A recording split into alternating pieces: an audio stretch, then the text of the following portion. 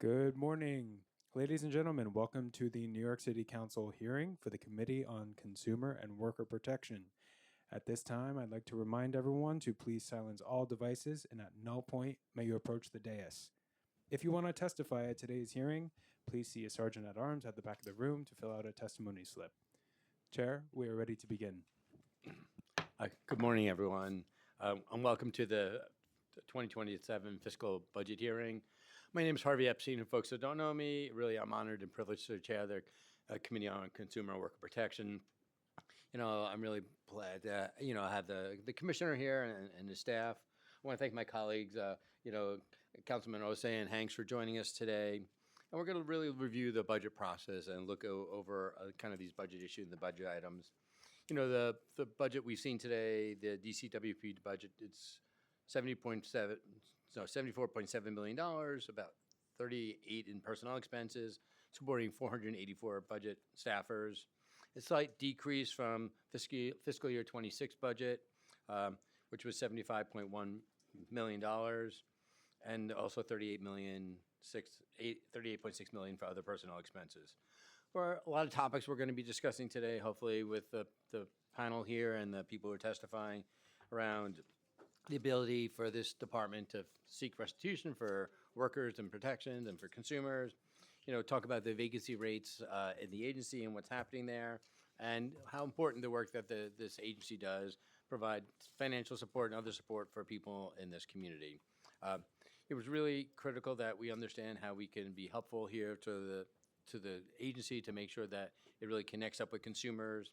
I want to thank the work that you've done so far. It's only been a little over 2 months since you've been in this role, and I know you and the commission has done a lot of work to advance the rights of workers and consumers. I really look forward to a really robust engagement here on this process. And I want to thank the committee staff, Finance Division, Glenn Martignoli, Dan Coop, Chima Ochiburi, and the Legislative Division, Sarah Swan and Natalie Meltzer, for the work, as well as my team to help this hearing happen today. And then I would like to ask the committee counsel to please swear in the members of the administration. Good morning. Good morning. Do you affirm to tell the truth, the whole truth, and nothing but the truth before this committee, and to respond honestly to council member questions? I do. I do. Thank you. And you can begin with your testimony. Thank you, Chair Epstein, and thank you, members of the Committee on Consumer and Worker Protection. My name is Sam Levine, Commissioner of the Department of Consumer and Worker Protection. Today I'm joined by our General Counsel, Mike Tiger, and my Chief of Staff, Carlos Ortiz, and our Deputy Commissioner of the Office of Labor, Policy and Standards, Elizabeth Wagoner. Thank you for the opportunity to be here today before this committee to testify on the critical work of our agency and its budget for fiscal year 2027. DCWP is the nation's leading municipal enforcement agency charged with delivering economic justice. DCWP leverages its authority to bring New Yorkers real economic relief and protect them from predatory, deceptive, and unconscionable practices that violate their rights as consumers and workers. This includes pioneering cutting-edge protections, such as the city's Consumer Protection Law, Protected Time Off Law, Fair Workweek Law, and delivery worker laws, including the minimum pay rate for delivery workers. Through licensing more than 45,000 businesses in over 45 industries, DCWP ensures fair competition and a level playing field for responsible businesses that are an integral part of New York City's vibrant communities. DCWP also provides essential services such as free tax preparation for individuals and families, as well as tax prep services for self-employed workers and small businesses, and one-on-one financial counseling to ensure that New Yorkers keep more of what they earn and can plan for their futures. We are committed to making sure New York City is a fairer and more affordable place to live. I'm incredibly honored to be entrusted with leading DCWP in its next chapter under Mayor Mamdani's administration. Under my tenure, I promise that DCWP will be a champion for New Yorkers, and our mission to deliver economic justice to consumers and workers across our city will be stronger than ever. I look forward to being a close partner with this council, and I thank you for your work passing historic legislation and supporting the work of our department. Today, I'll provide the committee with a fiscal overview of our agency, our successes over the past year, and our path forward continuing to build a fairer and more affordable city for all. So starting by talking about our budget. For fiscal year 2027, DCWP's preliminary budget is approximately $73.4 million, with an authorized headcount of 484 and an active headcount of 425. Of this active headcount, only 387 are actually dedicated to DCWP's work. Last year, our team conducted more than 52,000 inspections and 1,230 investigations on behalf of consumers and workers, securing $47.5 million in real economic relief for New Yorkers. Our financial empowerment centers help nearly 10,000 clients with free one-on-one financial counseling, and our NYC free tax prep program completed more than 110,000 tax returns for New Yorkers. We are beyond proud of the work that we have accomplished this past year, and with Mayor Mamdani standing beside us, we are looking forward to being able to accomplish even more for the City of New York. Since our landmark consumer protection law was passed more than half a century ago, we have used our authority to safeguard the rights of New York City consumers and have focused our efforts on securing economic relief, protecting New Yorkers from deceptive and unconscionable business practices, and ensuring that New York City is a fair marketplace for all businesses who comply with the law. Last year alone, DCWP returned more than $3 million to New York City consumers, and we're continuing this work aggressively. Just this year, we've announced major lawsuits against businesses exploiting and cheating New Yorkers, seeking millions in penalties and restitution for aggrieved consumers. Our case against Extra Space takes on the business for their false advertising, bait and switch tactics, and clear violations of our consumer protection law, for which we're seeking at least $5 million in penalties and restitution. We're also seeking nearly $20 million from Radiant Solar for its deceptive and illegal schemes that drove up utility costs for New York consumers. Finally, we've taken legal action against 3 major employment agencies, CMP, Golden Rose, and Elaine's, for systematically exploiting economically vulnerable New Yorkers with illegal advance fees. This action has already led to almost $1 million in restitution for New York job seekers so that they can feed and house their families, and we're going to continue this work.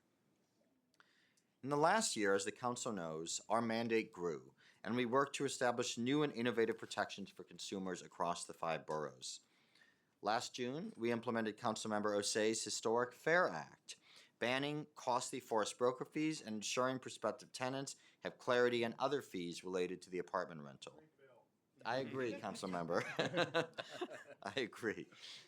We also implemented Speaker Menon's Safe Hotels Act, creating stronger standards for consumers and workers at hotels. This implementation highlighted the efficiency of our licensing customer service, with licenses being approved in only 2 days and in-person wait times being an average of only 4 minutes. In support of small businesses, we worked with Speaker Menon on the enactment of a DCWP license reform package, which eases regulatory burdens and modernizes requirements for small businesses across the city.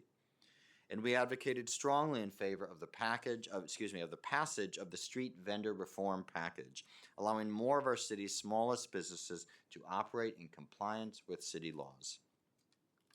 In the Mamdani administration, DCWP is already taking aggressive and innovative measures to leverage our authority to ensure that New Yorkers have a fierce protector in city government. Under this mayor, we announced the adoption of the strongest prohibition on hotel junk fees in the United States, which will protect New Yorkers traveling outside the city and those visiting our city from facing unexpected and costly fees when traveling.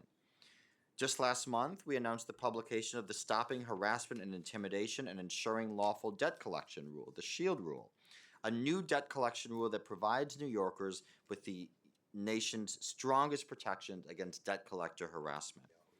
That rule far surpasses the protections afforded by federal regulations and delivers first-in-the-nation innovative protections related to the collection of medical debt.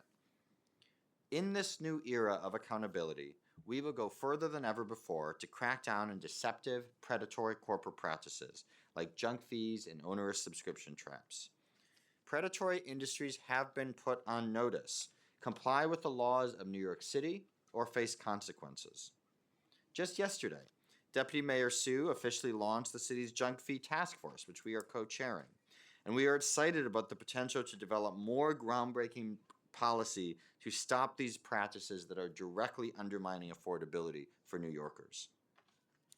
And Mayor Mamdani's renter ripoff hearings have been a major step in identifying the key issues affecting renters in our city, including onerous and costly fees, such as the broker fees that Councilmember Osei targeted with the FAIR Act. This is all to say that we are here to deliver economic relief for consumers who have been wronged, and we have sent a clear message that preying on New Yorkers will come with severe consequences. I also want to talk about our groundbreaking worker justice initiatives. DCWP has been and will continue to be here to ensure that workers across the city who can come to our office and that we can set the standards for worker rights and labor standards across the United States. Our cutting-edge worker protection laws not only establish greater stability in workers' schedules, incomes, and employment, but also ensure that workers are treated fairly and with dignity. When companies violate workers' rights, we prioritize monetary relief for workers and hold employers accountable to the fullest extent of the law. Last year was a historic year for our worker protection efforts. With this committee, we passed laws to strengthen existing protections, and we delivered a record-breaking $44.4 million in restitution to more than 24,000 workers through enforcement of our cornerstone workplace protection laws. This includes the biggest worker protection case in New York City history, a landmark $38.9 million settlement against Starbucks for violations of our Fair Workweek law. As you all know, DCWP is a national leader in developing and implementing cutting-edge protections to raise labor standards for workers across industries. In 2025, we strengthened our cornerstone workplace laws while advocating for protections in new industries. With the help of Councilmembers Nurse, Gutierrez, and Abreu, we expanded our delivery worker laws, strengthening protections relating to tipping and pay transparency, and expanding the minimum pay rate to grocery delivery workers and other existing protections to all contracted delivery workers. We also worked closely with Councilmember Krishnan to pass much-needed deactivation protections for delivery workers and for-hire vehicle drivers, securing stability and employment for tens of thousands of hardworking New Yorkers. And with the help of labor partners and Councilmember Hudson, we fought to enact the Hollande Etienne Safety and Security Act, which will provide security guards that help keep us safe each and every day with better pay and benefit standards. And just last month, our strengthened protected time off law went into effect for 4.3 million New York City workers, requiring an additional 32 hours of unpaid time and expanding the reasons that employees can take time off, including childcare, workplace violations, public benefits hearings, and more. The law, as well as our February benchmark report, represents a standard for worker rights and stable schedules that the rest of the nation can look to as a model. This is just the beginning. DCWP has already made great strides in 2026, taking on businesses and major corporations that exploit their workers. We recently announced a major win against a creative production company, Splashlight, for violations of our Freelance Isn't Free Act, where we secured $500,000 for freelance workers who were cheated of their hard-earned payments.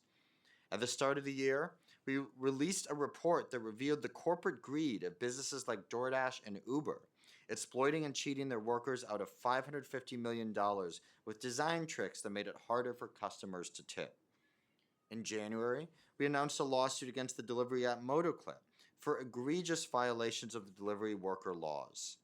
And through our team's efforts, we were able to get thousands of wrongfully deactivated delivery workers their jobs back, and we secured nearly $5 million in restitution. But we are not stopping there, because thanks to the City Council, DCWP will be delivering even more for workers in the months and years to come. We are working to implement laws that expand worker protections and improve labor standards for workers. None of this could have been achieved without the relentless efforts of workers, advocates, and this council, and DCWP looks forward to these continued partnerships and doing even more this year. We are also committed to setting New Yorkers up for financial success. Over the course of the past 2 decades, DCWP has been committed to supporting New Yorkers across the city by helping them reach their financial goals.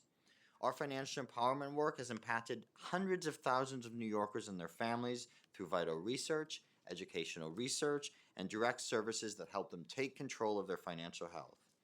As part of the affordability agenda, we want to help ensure that New Yorkers are able to keep more of their hard-earned money and they're not being ripped off by junk fees and other exploitative conduct. Each year, New York City Free Tax Prep saves New Yorkers tens of millions of dollars in tax prep fees for expensive paid filing services while ensuring New Yorkers can keep the entirety of their tax refund.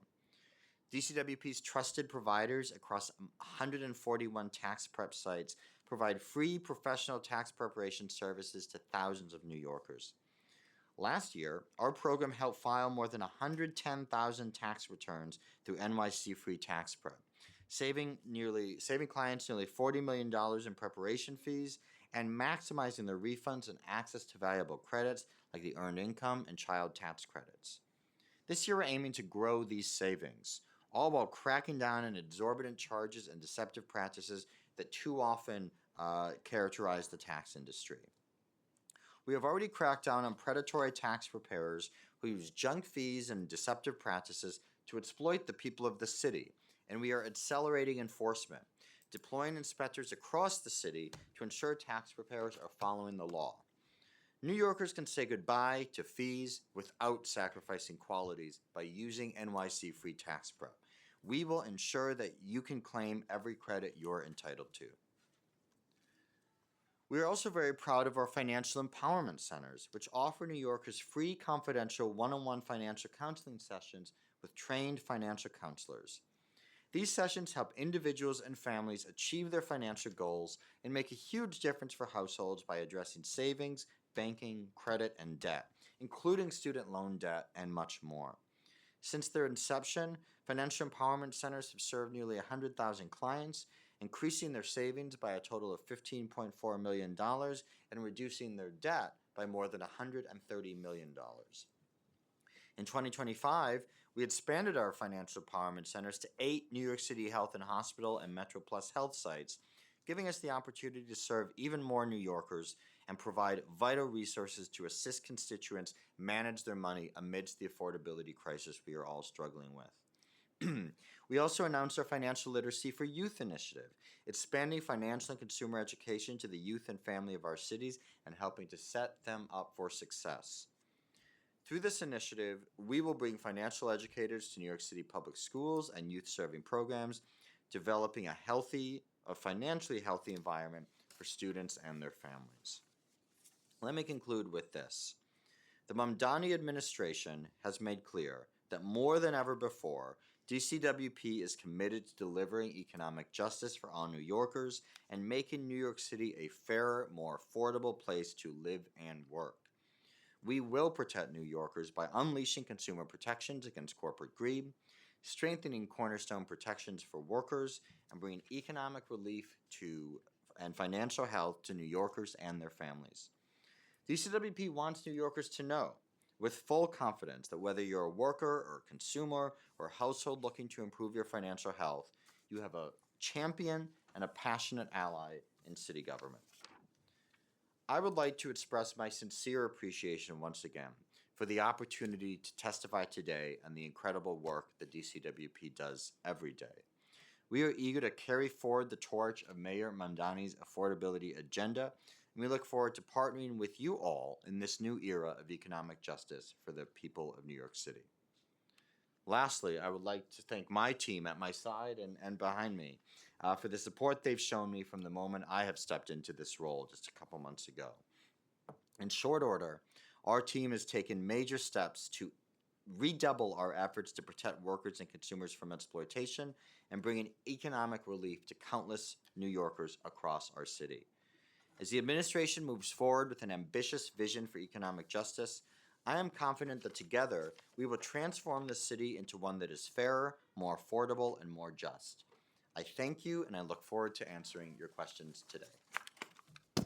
Thank you very much. I want to acknowledge that Councilmember Brewer and Councilmember Lee have joined us. Oh, and Councilmember Ariola is on Zoom? Okay, so she's on, I'm like, I don't see her. She's on Zoom. All right, thank you. So just, I know my colleagues have a lot of questions, so I just want to take a few off the top. Um, So I've heard from the mayor numerous times over the last 3 months that we were going to double the budget of DCWP to try to expand its resources and its reach. And I'm wondering, over what time frame do you expect that doubling to happen, and when will we see anything in relationship to that? Well, thank you, Chair Epstein, and thank you for your steadfast support for our work, and congratulations, of course, on chairing this committee. Mayor Mamdani did make that commitment, and I can tell you we are in ongoing conversations with the mayor and with City Hall about our needs for the coming year. It is absolutely the case that the council has passed groundbreaking new laws that we are charged with enforcing. OMB has worked with us to identify significant new needs in order to enforce those laws. In terms of the actual timeline, those conversations are ongoing, but we know that the mayor inherited a massive fiscal crisis from Eric Adams, and there really is an all hands on deck effort to try to address that while continuing to fulfill the mandate that we've been charged with. So the answer is it's unclear, but I know we have a lot of needs, and we can go through all those, and we will today. But it's a little disappointing to see a budget that's a reduction in the budget and potentially a reduction in your head count from what the proposed budget, what the actual budget was from last year. Is there something within inside DCWP that determines that you need less staffing than you needed in the past? Well, it was a preliminary budget, as you know, Chair Epstein, and conversations remain ongoing with with City Hall, with OMB. When the council passed groundbreaking laws like for hire vehicle deactivation, OMB did identify significant new needs for DCWP to make those laws a success. When you say new needs, you mean additional staffing support. Exactly, additional staffing Right. support. And those conversations remain ongoing for the exec plan to ensure that we can enforce those laws effectively. Right. And I know you've listed off 10, 12 different things where it's going to require additional needs of staffing. And I just want to just flag that as a large concern that we have, that we're giving you a lot of authority, and I'm not sure the staffing levels meet those needs based on what I'm hearing today. Yeah, So- go ahead. No. Yeah. So your head count, it's 484, but the actual active head count is 425. Can you explain the difference there? Yeah, it's essentially, council member, what's going on is a number of our lines, I believe it's about 58 of our authorized lines, 38 of our active lines, and 20 of our vacancies are actually funded by DOHMH. We don't control those lines. Right. Yeah, they work with our licensing centers, but those lines are not in consumer and worker protection. So 387 is your actual in consumer worker protections, people actually working in your agency? I believe the active, Carlos, do you want to fill in for right now? Let me confirm one moment, Chair. It is, that's correct. 387 are dedicated to DCAP's work. Right. I think just So to, from just four, to, sorry, I'm so Go sorry. ahead. No, just go to, ahead. Just to clarify, so it's 484 total authorized headcount for the agency, but as the commissioner mentioned, 58 of that authorized headcount is DOHMH funded lines. And then within those DOHMH funded lines, there are 20 vacancies, which represents, if you put it all together, about 30% of our total vacancies in the agency. That's through DOHMH. And they're funded through your agency. We receive an intracity grant to fund those 58 lines, and they are responsible for DOHMH licensing and permitting. For example, food service establishments is one. That's their role at the agency. Right. And the 387 from the 425. Those 387, those are the active headcount. I believe that's a team effort here. Yeah. I believe 387 is as of January 2026. For FY27, the authorized headcount will be 484. For FY26, the authorized headcount was 475. So we're talking about different timeframes here. So you continue into the future fiscal year, you're still saying of the headcount who are going to be working on DCWP work, what number will that be based on the proposed budget? Currently, the preliminary budget has us at 387 active for working on these issues on DCWP work. 387. And of that, can you break down how many of them are forward-facing, consumer-facing individuals?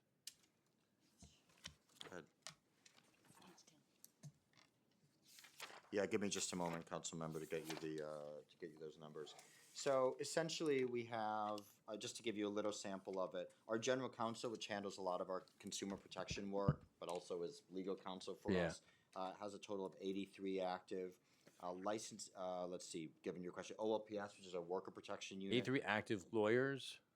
No. No, it's a whole suite of different workers, like our sorry about that, Chair.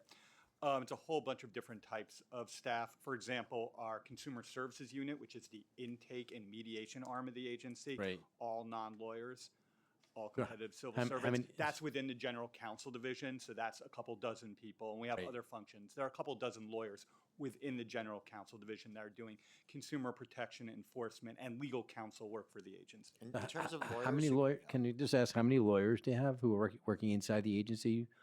In terms of lawyers who can bring cases to get money back to workers and consumers, it's shockingly low. We have about 20 or so. I think if you combined the enforcement lawyers in OLPS and the enforcement lawyers doing consumer protection work in the general counsel division, it's a little over 40 attorneys. And just in the general counsel's office, how many? I think between 20 and 25. So you have 20 to 25 lawyers to represent everyone who's come to you across New York City on any affirmative litigation you're doing. To confirm, so it's 20 to 25 lawyers for consumer protection. Consumer and then protection, that's approximately right. 18 attorneys for worker protection.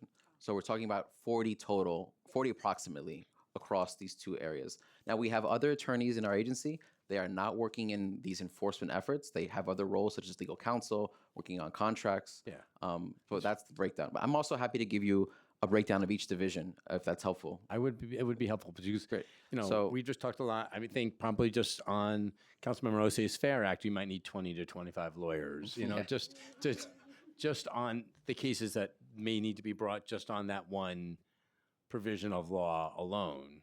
And so I want to flag this as consumer protection issues, not to mention all the workers' rights issues that we're talking about. Feels to me, you know, as someone who was at one point a practicing lawyer, when we have 8.5 million New Yorkers and we're seeing hundreds of thousands of potential complaints, that we are putting your agency in a very difficult position to be able to represent New Yorkers to their fullest extent. I know you wanted to add something. No, okay. Well, if I could, I mean, I think I appreciate the sentiment around that because I think everybody on this dais believes that the work of this agency is absolutely critical for New Yorkers, and I think it speaks volumes to what particularly Mike and Liz and other folks at our agency have been able to do with these resources, the concrete outcomes and tens of millions of dollars in economic relief. I think you know it's why I believe that pound for pound, we're the best agency in the city, and more resources, we could always do more. And if I may add very briefly, Chair, I have done consumer protection enforcement at the state level, at the federal level, my whole career. It's just in my third month here at DCWB. This is the leanest enforcement operation I've ever seen. It is a tribute to Mike and Liz that we can deliver so much for the city, but there is no doubt we are lean and mean, and we are stretched. There's no doubt about it. Right. I know Councilmember Osei has to leave soon, so I want to give him an opportunity to kind of weigh in with some questions. Thank you, Chair, and thank you, Commissioner, for your testimony. I wanted to follow up on some questions I had the last time we had a hearing together. And it's around rideshare/delivery app services and surcharges. A concern that often comes up for constituents and New Yorkers abroad is that some rideshare and delivery apps charge these surcharges that don't seem to make sense. New Yorkers are left in the dark on what fees they're actually paying when these apps implement these surcharges. Prices on apps like Uber, Lyft, and DoorDash can vary from order to order. While this may be a TLC issue for rideshare apps, I want to know if DCWP is working on anything to address this, especially anything regarding to potential price gouging and fee transparency. Yeah, I think this is an excellent question, Council Member. And what I will say is that my big fear is that what consumers are experiencing with Uber and Lyft, where they don't know how much something's going to how much something's going to cost, and they get hidden fees, and it changes throughout the day, and two people sitting in the same building going to the same destination end up with totally different prices. My worry is that this is the future of pricing, that what is happening at Uber and Lyft could happen in our grocery stores, our hardware stores, when we're shopping every day. So I can tell you, A, what we are doing is leading the city's aggressive effort to crack down on junk fees. We had our first task force meeting yesterday. We passed the hotel fee rule. We continue to work on that. We're sending warning letters. But I can tell you that we are also very interested in working internally about the next generation of pricing abuses, whether that's dynamic pricing, where people walk into a grocery store and the cost of eggs rises from when they go from one aisle to the next, or whether it's surveillance pricing, where companies are using our personal data to try to set prices as high as they can, the most that we're willing to pay. I think it's really critical that as the federal government really just says, industry, do whatever you want, we don't care, we're not gonna bring law enforcement, that New York step up and protect these basic principles, that New Yorkers should know how much something's gonna cost before they pay. So I think that's critical, and if anything, we have to go broader than Uber and Lyft across the economy to make sure these pricing abuses can't become entrenched. I appreciate that answer. My office is working on drafting legislation around transparency around surge pricing, as well as regulation around surge pricing. So we would love to work with you all on what that legislation looks like, and would love your support and potentially getting it passed. Another question that I wanted to ask is, a more convoluted issue, but deed theft is a prevalent issue in my district and across the city, where there's a high number of Black homeowners who are preyed upon by different companies that aim to steal their deeds. One of the ways that deed theft happens is that you have individualized targeted outreach with predatory intentions. These are bad actors posing as real estate or financial experts, and vulnerable homeowners like seniors or those facing financial hardships and liens often rely on these experts, and as a result can lose the deeds to their properties. And while deed theft is more commonly seen as a Department of Finance issue, in my view, it falls in the category of malicious business.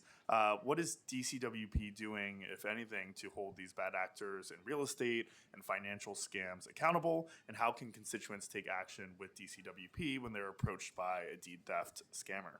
Yeah, I absolutely, I could not agree more, Councilmember. I think if anything, malicious business understates what the problem is, especially the type of scheme you're describing. What I'll say is we are very engaged in helping people protect their homes, protect their equity. We just brought a major case against Radiant Solar, which was a company that was ripping off New Yorkers around solar installation. When we see instances of deed theft, and I'll have Mike add to our general counsel add to this, the fact of the matter is it's not just a Department of Finance issue, it's often a criminal issue. Sure. At the end of the day, we are a civil law enforcement agency, but we routinely refer cases to district attorneys Sure. for criminal prosecution. My general view is that given the egregiousness of the kind of conduct you're describing, the best approach is to put these guys, and people, I should say, behind bars. But I'll let Mike add to that. That's right. I mean, there are a lot of different flavors of what is classified as deed theft, as you're referring to, council member. So I think we can approach this in a collaborative effort across all the different enforcement agencies. As a first step, you can always reach out to us and talk about that. As the commissioner mentioned, we have relationships that we have cultivated with the 5 district attorneys' offices. So if we think this is something that is best for criminal enforcement, we can talk to the economic crimes bureaus and these different district attorneys' offices. We don't want to give people the runaround, but we want to actually be able to work with your offices to help your constituents find out what the best route is. If it's something that's best for us to enforce under our consumer protection law or deceptive business practices law, we want those types of complaints. And we encourage you and your colleagues to submit complaints online or through 311, and we want to engage with what you're seeing.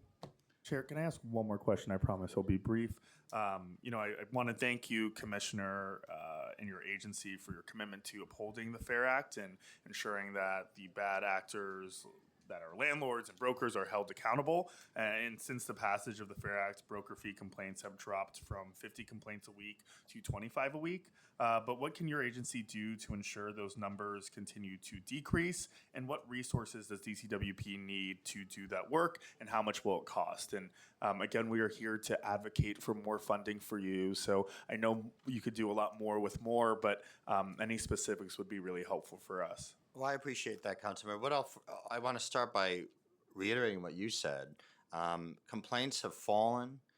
Far fewer complaints we get actually involve broker fees. Many of the complaints we get are from New Yorkers warning us that they have heard about a friend who's been charged a broker fee, things like that. I really believe that this law is making a meaningful difference in increasing the accessibility of housing without I told any. you guys it was a great bill. I told you it was a great Right, bill. and many of the predictions of doom have certainly not come to pass. If anything, this is making, I paid a massive broker fee when I moved in my most recent apartment. Many New Yorkers can't afford to come up with 15% of their rent. In terms of what we are doing, we know that there are brokers out there trying to evade the protections of the Fair Act, whether it's saying to renters, we're not going to advertise any broker fees, but come to our office, we're going to make a deal. We are very concerned about essentially black market, off the radar transactions. That is one reason we are making a concerted effort to hear from more renters, not only by driving complaints from 311 into our office, which, as you know, we are, but we are now doing renter ripoff hearings. We just did our third. We have another in Manhattan next week, where we're hearing from I don't know how many tenants. We're hearing from many tenants about all sorts of, for lack of a better word, shady practices we are experiencing. And we are very committed to working with you, whether that means clarifying the scope of the Fair Act to close these loopholes. Perhaps it might require amendment. We would work with you on that. Perhaps it requires, continuing the 50-plus cases we have in oath right now and sending a message to these landlords and brokers that this conduct is unacceptable. All options are on the table. You asked about resources. I'm trying to move quickly. You want to talk about that? I was going to say one thing about the rental ripoff hearings that we under the Mondani administration also if we put can, together. I know we have a lot of other questions up here, so if you can. Well, we have some legislative ideas too that we're happy to share. That's Thank you, More Chair. more resources would allow us to bring more enforcement action. Of course. Thank you, Commissioner. I want to, Councilmember Hanks, I know she's got some questions, so I'll turn to her now. Thank you, Chair. And thank you, Councilmember Osei. Happy belated birthday. And you had a profoundly amazing bill that we passed. So thank you so much, Commissioner, for being here. The work that you're doing is supremely important, but I'm always here to rally for the fifth borough. So we just want to ask a few questions. So DCWP's work, spans inspections, enforcement actions, complaint mediation, the restitution for harmed consumers and workers. And in Staten Island, this role is especially significant due to the borough's reliance on small businesses and service sector employment, where issues like wage theft, deceptive contracting, and predatory financial practices may be harder to detect due to lower density and fewer enforcement touch points.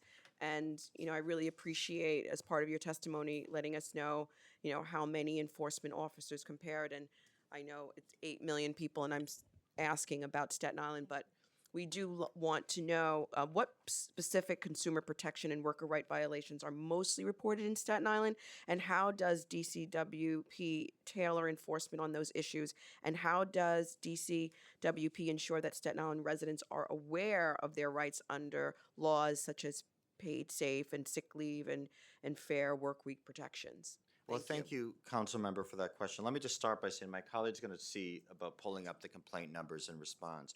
But I just want to make clear, we are about protecting consumers and workers, but protecting small businesses is a key part of our mission too. Whether it's making sure our licenses are easy to obtain, whether it's reducing fines and fees, whether it's educating small businesses about the laws they need to follow, whether it's ensuring a level playing field for small businesses. And I would just add, Council Member, and I bet you've heard about this all over Staten Island, small businesses are being scammed too. Small businesses are being defrauded too. They're being ripped off too. And the reality is, our consumer protection law is limited in that regard.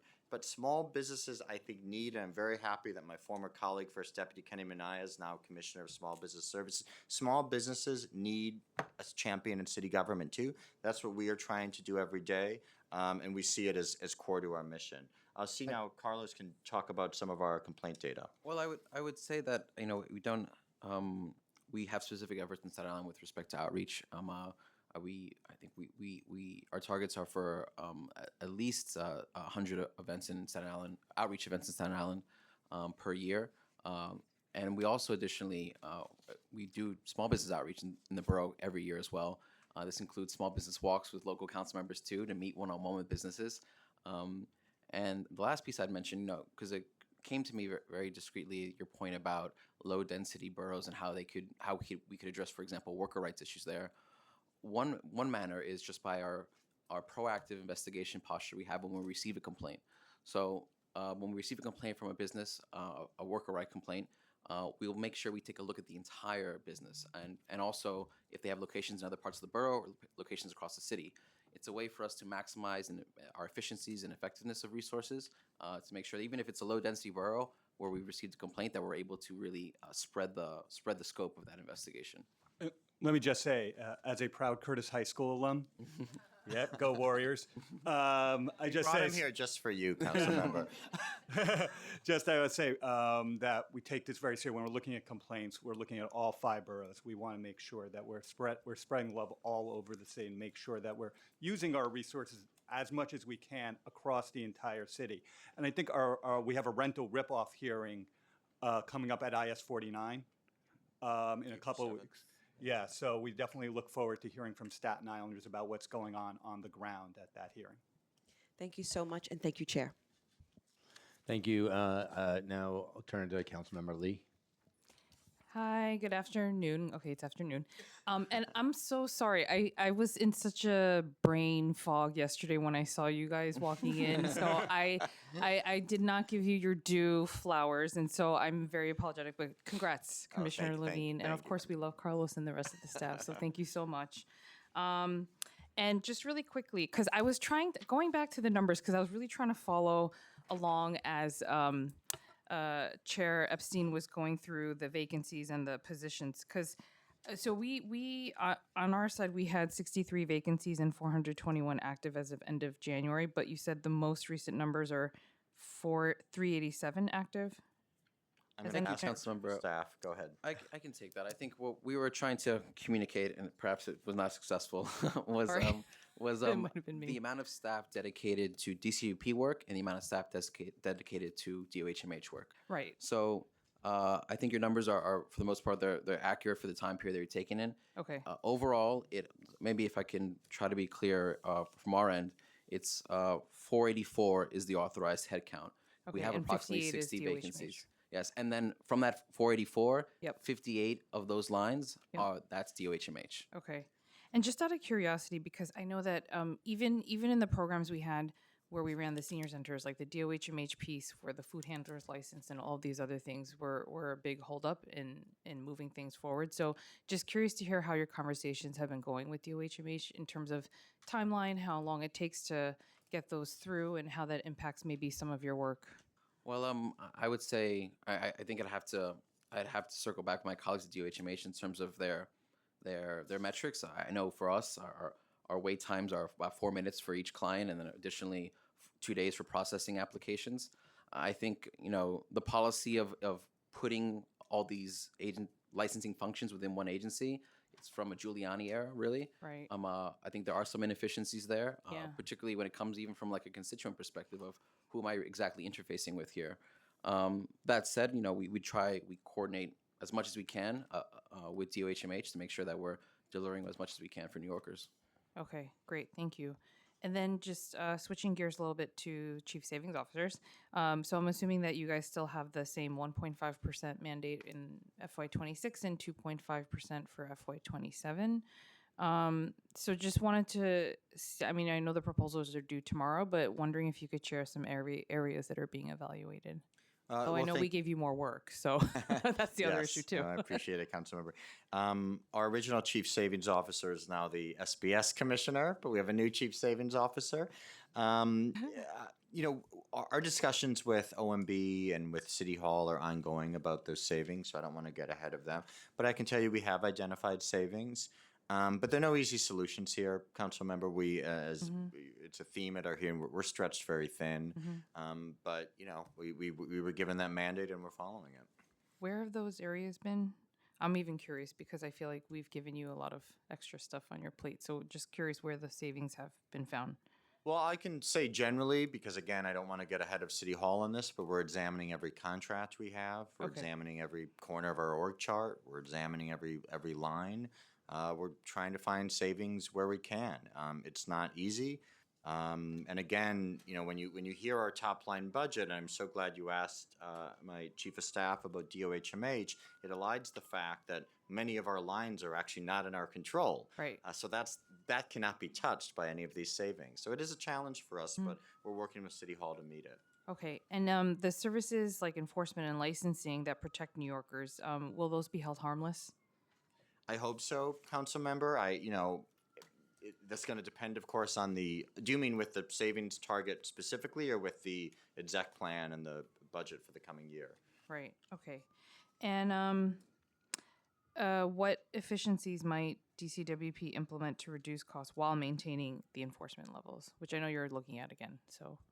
Yeah, I can just say, Council Member, it is a challenge. We staff our cases very leanly. We've talked about how Right. we can reduce our backlog, for example, of worker protection cases. We're certainly taking an aggressive posture with companies where we're saying, we're not going to let negotiations drag on. If you don't give us the information we need and we believe the law is being broken, we're going to court. But going to court takes cost too. So I'm not going to pretend it's been easy, Council Member, but again, we are doing what we can and looking between the cushions. No. I would say as well that over the past 10 years, I believe we had a net headcount increase of 10 or so, approximately 10. So it speaks to throughout that time we've had to strategically readjust our resources. We've had to become leaner and effective with what we have. It's something the agency I think has been able to. We've excelled at it, based on the outcomes we put together. All that said, again, there's mandates coming. These mandates are super important to us and to our allies, and we want to make sure that we're making the best case or putting the best foot forward on those. No, and hopefully you'll find change and not old gum in the cushion, in between the cushions, like what my kids find. But Every if nickel counts. If I could just ask one more question, Chair, sorry. So just on the revenue generation side, obviously the revenue is through fines and licensing. However, the revenue for FY27 expected revenue is 1.3 million lower than they were in FY26 budget adoption, and just wanted to know what the reason was for that decrease and if the revenue might increase the need for expense cuts. And lastly, this is just like a personal interest of mine is, have you guys also looked into the possibility of using AI and tech to, help with some of these fee collections and reducing outstanding penalties? Because I've been talking to folks that are doing this work in other municipalities and cities across the nation. So I was just wondering if that's something that you all are looking into as well. So much there. I think I'll try to keep it brief, Council Member. This is really a thoughtful question. On revenue, I want to get back to you on the targets. Sure. The reality is we target conservatively and then generally exceed our targets. Okay. Certainly if we have litigation success this year, that we're likely to exceed our targets, but we will get back to you on that. Okay. I'm glad you asked about AI and tech. This is something we do believe we can find more efficiencies by using more technology. That does require OTPS money Yes. to implement these systems. We've worked with OTI well in the past. They continue to support us. There are also permissions we need to use AI, but we could not do our minimum pay rate cases without the systems we have to track pay across a different delivery app. So implementing tech tools has already made our agency more efficient, and we really do want to redouble that, but it takes money to save money. Yeah. I mean, I would add too to the commissioner's point. I know that, for example, leveraging data scientists in our investigations has really taken our work out of an analog era. And I know with the commissioner, we're already thinking about how we spread that idea to other parts of our agency. And again, going back to becoming lean and efficient still. right. Yeah, I was joking with someone this morning. Sometimes I feel like we're still operating on DOS. It's like old school. But I thank you. registered for this hearing on carbon paper. Oh my God. Oh, Yes, no. that's true. Mimeograph, like, you know. Awesome. Thank you, Chair. Thank you, Councilmember Brewer. Thank you very much. So if, can you like, I don't know that you have to do it now, but could you divide up, this is what the health inspector, the hotel inspector, the vendor inspector, or are they all cross-trained? Because you don't have that many. I mean, if you think of all the folks, you have so few to do all those jobs. And so is it cross-training? Yeah, thank you for the question, Councilmember. They are cross-trained, but I don't think every inspector is trained for every industry. So, for example, we have 48 field enforcement staff, or 48 inspectors essentially. We have 22, excuse me, let me answer it this way. We have 14 for petroleum license qualification. We call that special enforcement. 24 for tobacco, which, as you know, is a major problem. Very well. 6 for operations, but I don't know, either one of you should weigh in. on That's how- correct. I would say that's the correct breakdown. And the 48 field inspectors are really the cross-trained ones. They're Okay. the ones out there doing patrols and doing response to complaints. So they could do vendors, they can do hotels, they can do. Well, we no longer do vendor enforcement. You don't do vendor, that's Street what- vending enforcement has been moved over to, sanitation, yes. okay. So they can but do hotels, they can do, The 48 can do hotels, that's correct. Or yeah, or any of our license categories or any of these businesses Any we're license enforcing for categories. consumer protection laws. okay, go ahead. And then 24 tobacco, I know that. 24 been tobacco, on- which is partly funded by the state as well. And then, as the commissioner mentioned, 14 for special enforcement. Okay, and then 6 operations. What does operations mean? Just general? I believe that's processing the summons and. Processing Yeah, summons, just quality checking, making sure that things, because we issue these summonses, they go to oath. There's reporting and data a analysis. phase for process, example. so just Okay. making sure everything is streamlined. And only oath or the Department of Finance knows if anybody pays their fees, right? Because nobody seems to pay. That seems to be the Wanna speak to general. that? Well, I mean, I'm sorry, can you repeat? Only, the question? I did a report with IBO a while ago, finding 2 billion unpaid. That was a few years ago.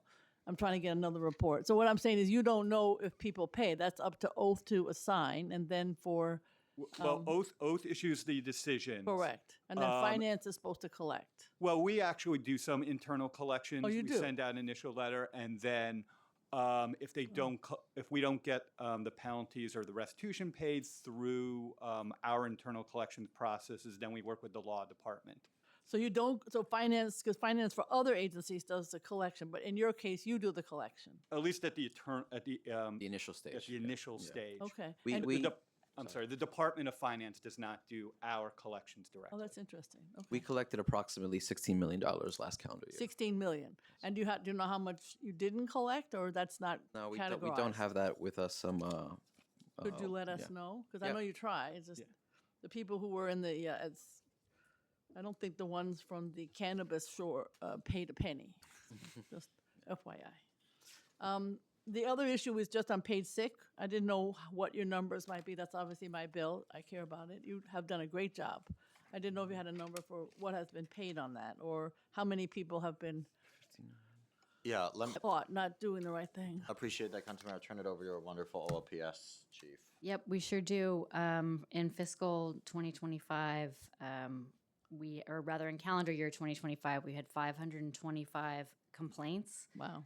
And we were able to close 288 investigations, opened 305 investigations, and in total we've collected 4.5 million for workers, just under the protected time off law or paid sick leave law, and 407,000 in civil penalties. Right. Thank you very And much. Councilmember, I would add, since you were able to successfully pass that bill, $34.6 million in fines and restitution delivered to over 77,000 New Yorkers. Thank you. Just as long as de Blasio doesn't get credit, I'm fine. We'll make sure. I deserve the credit on that one. The other question is, there's a lot of, I guess on the list for the 48 would be those who are messing up the scheduling. That's still an ongoing issue. When you get told that your schedule is changing quickly, that's a law that we passed. So I'm just wondering, is that also something that is a constant challenge? Because I do get a lot of complaints still about people's scheduling? Go ahead. Yeah, so the 48 staff are actually in our field enforcement division. It's the Office of Labor Policy and Standards that enforces the Fair Work Week law. We get a lot of complaints too. Our enforcement of that law is broader than ever. Many of the complaints we get are alleging issues that don't just affect one person, but affect the whole workforce. When we get a complaint like that, we open a workplace-wide investigation, often a city-wide investigation to look at every store under that corporate umbrella. We've had a great deal of success settling those cases, collecting money for workers. In fiscal 20, or rather in calendar year 2025, we've collected, $39 million just Wow. under the Fair Work Week law for workers, which we distributed to. Does it Yeah, send a 20,000 message that they people. shouldn't be doing it, or do it just continues? In other words, that should send a message? Yeah, we definitely see compliance improvements. We do. have had some companies where we're then looking a second time, because we get complaints, which is bad news and good news. The good news is it's better. It might not be perfect, but it improves. So we do think our enforcement is making an impact. There have also been independent researchers that have studied this and found that New York City, nationwide among Fair Work Week law jurisdictions, is doing the best in actually improving scheduling protections for fast food workers. Congratulations, because I know I still get complaints, so I appreciate that. Just finally, with FIFA coming and the boats coming in July, that's going to be a lot of hotel challenges, I assume. In other words, are we doing extra, maybe through NYC Tourism, that people can complain? There'll be 1 million, I assume, visitors here, et cetera. You get the issue. So how do we handle their complaints? Because they may not know what to do about complaining. Yeah, thank you, Councilmember. As you know, we are licensing hotels now. Yes. It's been a big part of our agenda to make sure not only that New Yorkers aren't getting ripped off by when they travel, but that people don't come to the city and find Correct. they're getting That's ripped off. And we'll have many visitors, we hope. Strongest in the nation hotel junk fee rule. You were there for the announcement. Yep. We announced a couple months ago. We have enforcing Safe Hotels Act to ensure that there's not illegal subcontracting, to ensure the safety and cleanliness in the hotels. We continue to receive consumer complaints. Mike, do you want to talk a little bit about our additional efforts in this space? No, I think you've hit like sort of the key points. I mean, we're very attuned to the fact that we're going to get an influx of visitors here. Right. We definitely care about making sure not just the New Yorkers are protected, but tourists coming That's to what the I'm city asking. are protected. So first, as always, if you're hearing anything on the ground, No, I'm please just let saying, us- are you working through NYC Tourism so that they have this they have many issues on their agenda, but would they have this on their agenda? So I'm Yes, asking. we are in communication with New York City Tourism, and we're also closely working with HANIC and HTC as well Correct. to leverage those communication channels with workers and consumers. Okay, and then just finally, and then one more question. This is on seniors getting scammed. I get complaints all the time. I don't know if that's you or if that's FTC in your old job and my mother-in-law's job, but I'm just wondering, is that something that is on your radar, or is that state and federal? Oh, it's absolutely on our radar. In so many jobs, it should be Facebook's job. It should be Google's job. I mean, what drives me The crazy. telephone too. The telephone. Absolutely. You know, what drives me crazy about this is reporting now suggests Facebook is earning 10% of its ad revenue is from scams. And they know it, and they're not doing anything about it because federal law protects them from liability for scams perpetrated on their platform. So there are limits to how much state or even federal agencies can do here, but we are absolutely committed as part of our education efforts, our financial counseling efforts, our enforcement efforts. When we find fraud, we attack it. When it's criminal, as I was saying to Councilmember Osei, who's no longer here, we'll refer it to our criminal partners. We work with the AG all the time. But, candidly, Councilmember, this problem has grown so massive. Huge. I mean, the number of complaints, I'll just say to the FTC, emanating from social media, primarily targeting older people, went up 20-fold over the last decade. Oh, you see it, you get it. They Yes. complain. They come into my office. They've been ripped off. 19,000, 30,000, constantly. Yeah. No, absolutely. And candidly, the upstream solution, the way you avoid playing whack-a-mole with this problem, in my opinion, A, is education, making sure people have the tools to avoid these scams, and B, is for social media platforms to take more responsibility. Okay, thank you. On the education piece, last year we conducted 619 outreach events. My goal for this year is to get that to about 730. So we're saying about 2 events per day for the calendar year. Thank you, Councilmember Brewer. I want to acknowledge Councilmember Audubon and Krishna are with us, and Abreu, and I want to go to Councilmember Audubon for questions. Yeah, I think you answered my question because I was going to ask you about your education efforts, both on the consumer side and the worker protection side. Can't enforce force laws if people don't know about them and don't know where to go to make a claim. So I wanted to know, and again, we want to advocate for more staffing, certainly in not only the area of enforcement, but the area of education, which is also extremely important is if we want to enforce this legislation to protect workers and consumers, and particularly, to Councilmember Brewer's point, a lot of seniors in my district are being, are affected by a multitude of scams, including, deed theft. And, are there plans to do, more education, maybe working with the Department for the Aging to ensure that seniors are, being advised of their rights and scammers. And this is a multi-part question. I know it's a lot. And whether or not you have a list of contractors who are known violators of the law, and who are to so that people know who not to contract with. Thank you, Councilmember. I think approximately 620 events last year, reaching 75,000 New Yorkers. I think the breakdown is kind of half and half between consumer protection and worker protection. It's a team, small team, 5 people. I like to think they're the best outreach team in the city, though, because they burn a lot of shoe leather. Our model is to really plug in to community-based organizations and their ongoing meetings, membership meetings. Whenever you have a meeting, we are going to be there to go as a way to get out there and to be broad and deep with our outreach. With respect to deed theft, we coordinate closely with the Department of Aging, for example, on their booklets that provide educational resources and referrals over to our financial empowerment centers. We also coordinate closely with HPD's homeowner help desk as well, which really helps address a lot of these deed theft issues too. And in the home improvement contractor space, I think we have done a lot of work over the past few years, and I can maybe toss it over to Mike about this, revitalizing how we disperse restitution through our trust funds and other enforcement work.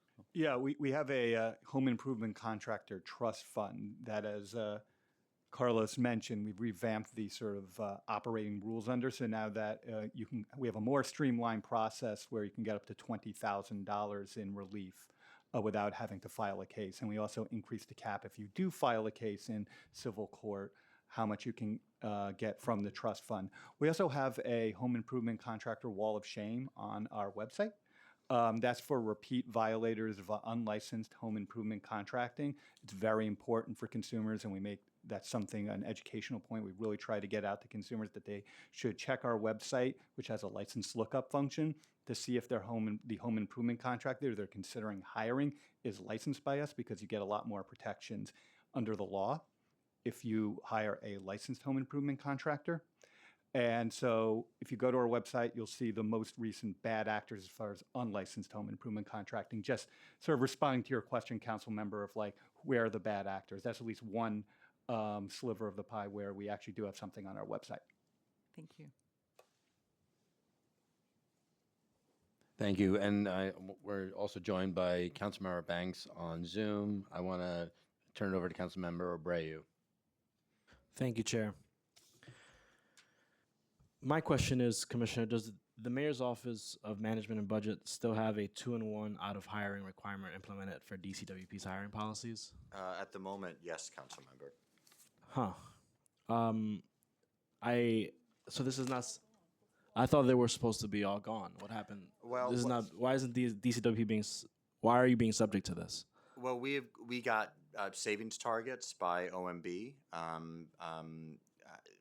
We're in discussions with OMB about those cuts. My understanding is, if and when that is resolved, the 2-for-1 will be lifted. But Carlos, do you want to add more details on that process? No, that's 100% correct, Commissioner. We're under the 2-for-1 until we identified our savings targets. I mean, I'm shocked to hear that your agency is being subject to the 2-to-1, and I'll tell you why. The council has done obviously passed a lot of legislation that you're going to be tasked with enforcing. For instance, I passed a package of bills on tipping transparency, pay transparency, something I've worked very closely with WJP on. I would imagine you need more resources to implement these laws. Is that correct? Or do you think Yeah. you have the headcount necessary to implement those laws? No, it is true, Council Member, that OMB identified the needs for your legislation and others with respect to how we can effectively implement these laws. And there are significant additional needs. I can go through them if that's helpful.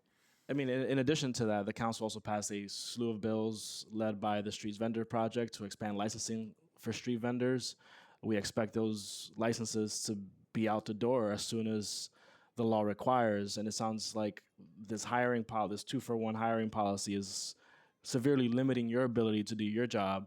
What is the ask that we need to make from this administration to help you do your job between now and exec? Well, we're committed to full, robust implementation of the street vendor license expansion. I was proud our administration reversed the previous administration's opposition to that bill. We were happy to see the council override the veto. But it is the case, as you alluded to, that the fiscal impact statement for the license expansion identified 26 new lines that DCWP would need to implement it effectively. We are having ongoing conversations with OMB, with City Hall, about how those needs might be reflected in the exec plan. But whatever happens, we are committed to making this a success. It's not whatever happens. You need the resources. And so our job is to make sure that you have those resources. I like to know how much money you need to do it. Well, the fiscal impact statement put forward with the legislation identified 26 lines, 3.1 million in FY 27, 2.5 in out years. How many worker rights and consumer rights attorneys? Just to clarify, that's for just that one bill. That is just for street vendor license That's expansion. 26 for just for street vendors, not to mention everything else that we did, right? Correct. So what is the overall, can I just ask? Yeah, please, What is please. the overall increase in staffing that you would need, according to OMB, to cover all the laws that we've passed? If you include the laws that were passed in 27, what year is it? 26. Yes. 302 new lines, and I can give you the breakdown of but 302 new lines. That's Chair. I think these fiscal impacts are available on City Legistar, so we're happy to forward you over the PDFs. Is it your position that you have to enforce these laws? Absolutely. And is it also your position that you need the resources necessary to enforce these laws?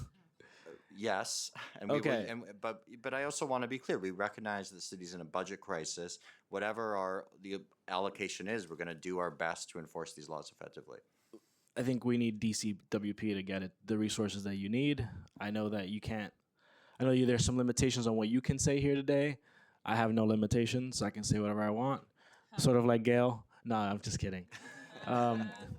Gail always says what she wants. But seriously, we need to get you the resources that you need. And we need to get all those lines that you need to do your job. The advocates in this room, from WJP to Drum to the Laundry Workers Center to WJP, I think I already said that, and everyone else, like we are committed to this issue. And again, we want you to do your jobs. Thank you. Thank you, Councilmember. Go ahead, Shirley, go ahead. No, and I think I want to add, I think we would need a breakdown of where the need is for increased headcount. Like, how many lawyers do you need? How many, education folks, on the ground do you need? Because I think and again, I'm going to emphasize how important it is for, workers and consumers, small businesses to be educated on what their rights are, where they can go to make a complaint, what resources are available to them. And because folks are not gonna, the law is not gonna be enforced if people don't know about it. And so I would like to hear more about how much do you need, on the education side as well, to have a fully functioning agency that's gonna be able to do its work appropriately. Well, we appreciate that, Councilmember. Certainly with respect to the laws that were passed, there are publicly available fiscal impact statements. I'll give you a couple of the highlights. For-hire vehicle delivery deactivation was estimated to require 170 lines.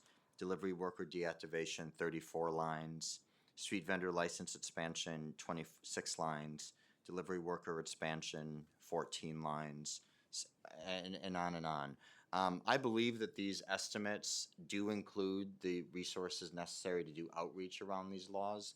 But it is also the case that since these laws were passed, the mayor has issued significant executive orders charging DCWP, for example, with leading a citywide whole of government crackdown on junk fees, directing DCWP to lead a crackdown on subscription traps, directing DCWP to co-organize the renter ripoff hearings. We're excited about this. We've never had a mayor, in my opinion, as relentlessly as committed to consumer and worker protection, but the needs for our agency continue to grow, and that is reflected in, I think, all of our testimony today. Thank you. Councilmember Krishna? Thanks so much, Chair Epstein. Good to see you, Commissioner, First Deputy to see you. Commissioner, and team as always, and appreciate your work and our conversation so far about all we can do together for protecting all of our workers and small businesses and drivers. I wanted to follow a couple questions, some of them kind of follow up on the conversation we were just having, which is, as you all know, separate and apart from the street vendor package, we passed historic legislation to protect Uber and Lyft drivers in the city, overrode the mayor's veto to do that. And this has been the biggest issue facing drivers in the city since the Medallion crisis. But the biggest question now is going to be ensuring, and I know we've had conversations about this and appreciate your partnership and you mentioning it in your opening statement too.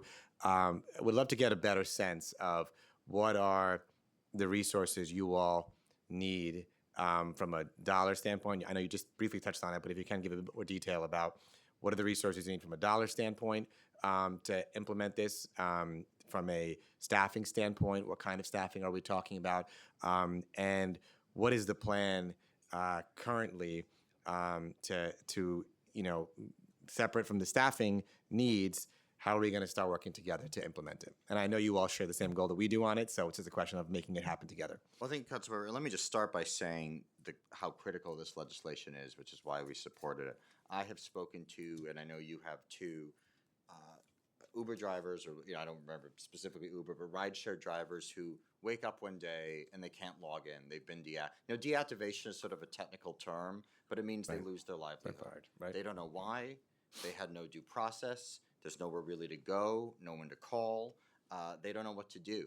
And then there are downstream consequences. Maybe they're being peddled now predatory lending products. Maybe now, they're being affected by scams. So this is a major crisis facing thousands of workers throughout our city, and the laws that the council passed around delivery worker deactivation and a for-hire vehicle are not only a necessary corrective, but in my opinion, a national and international model.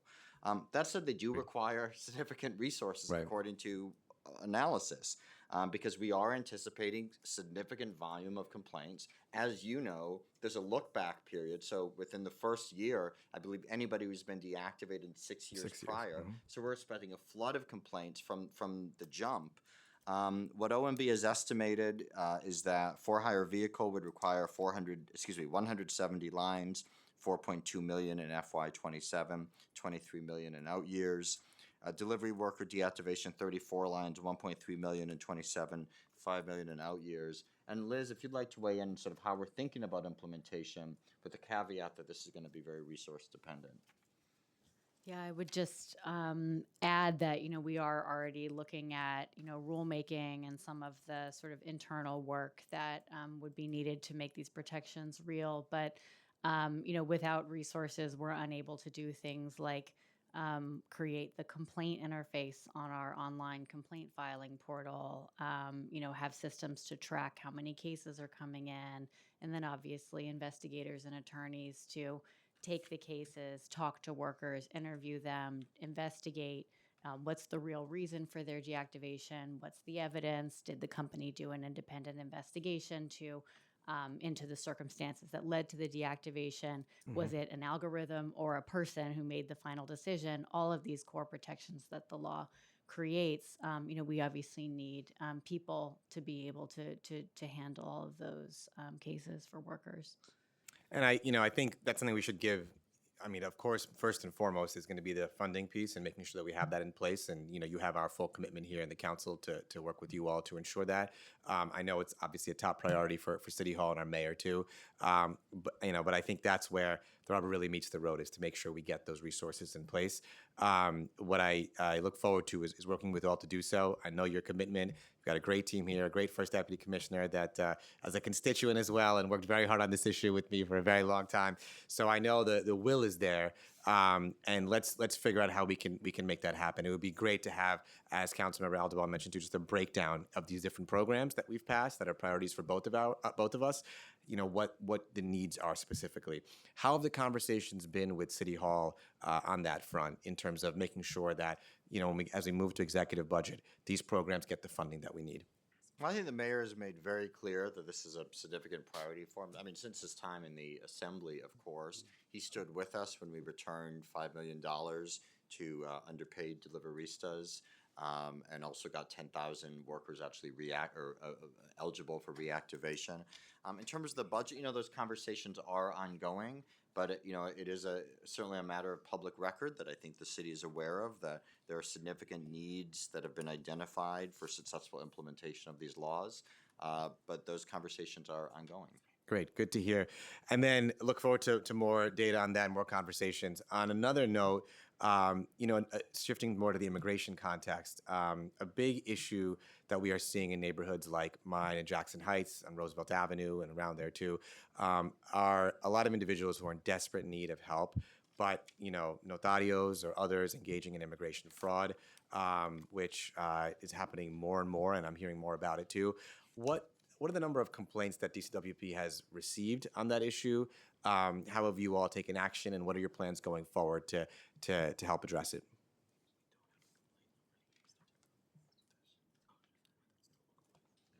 Oh, thank you, Councilmember. We just want to make sure we get you the right numbers here.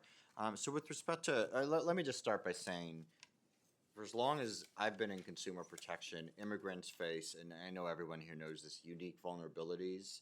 And this year it is worse than I have ever seen, worse than our allies on the ground have ever seen, given many immigrants feel they can't report scams to government.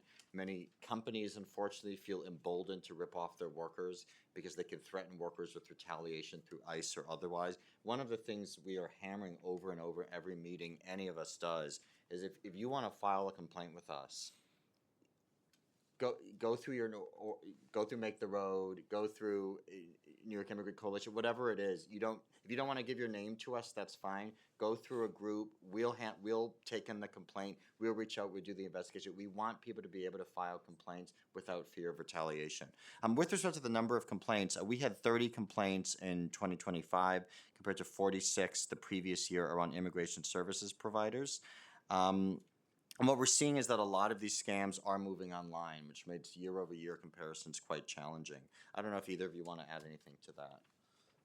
No, of course, this has been a priority for several years for us. I mean, I can say that every single complaint coming from an immigrant goes to the highest levels of our consumer protection enforcement attorneys, and we look at each one individually to reinforce what the commissioner says. You can submit complaints anonymously. You can submit it through an advocate.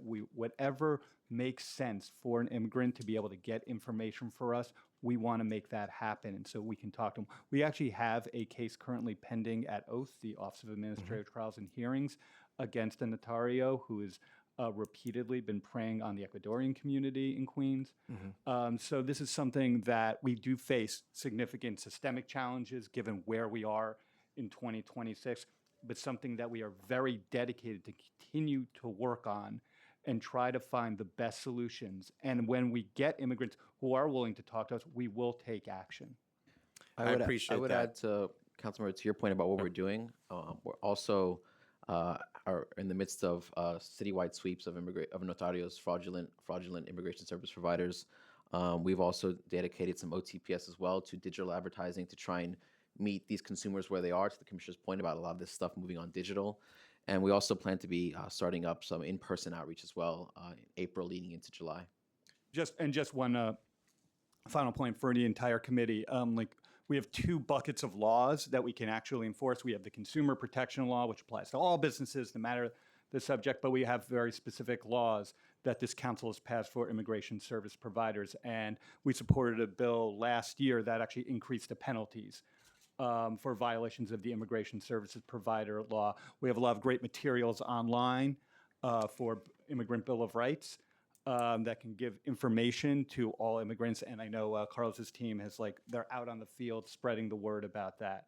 So I just wanted to sort of just make sure everyone knows what the tools are in our arsenal. I appreciate that, and I would just say, in closing, I think, I think two things are on my mind. One is, I think, Commissioner, you're right to point out that a lot of this is shifting towards digital, fraudulent services being advertised online. So DCWP figuring out ways to be more present digitally on social media to do so. The other issue, obviously, and you all know well too, we just had a hearing in my oversight committee about the sanctuary laws and the city's compliance with them. One of the main things that I hit on there too was when the sanctuary laws aren't complied with, they make immigrants feel afraid to come forward to government for any kinds of services.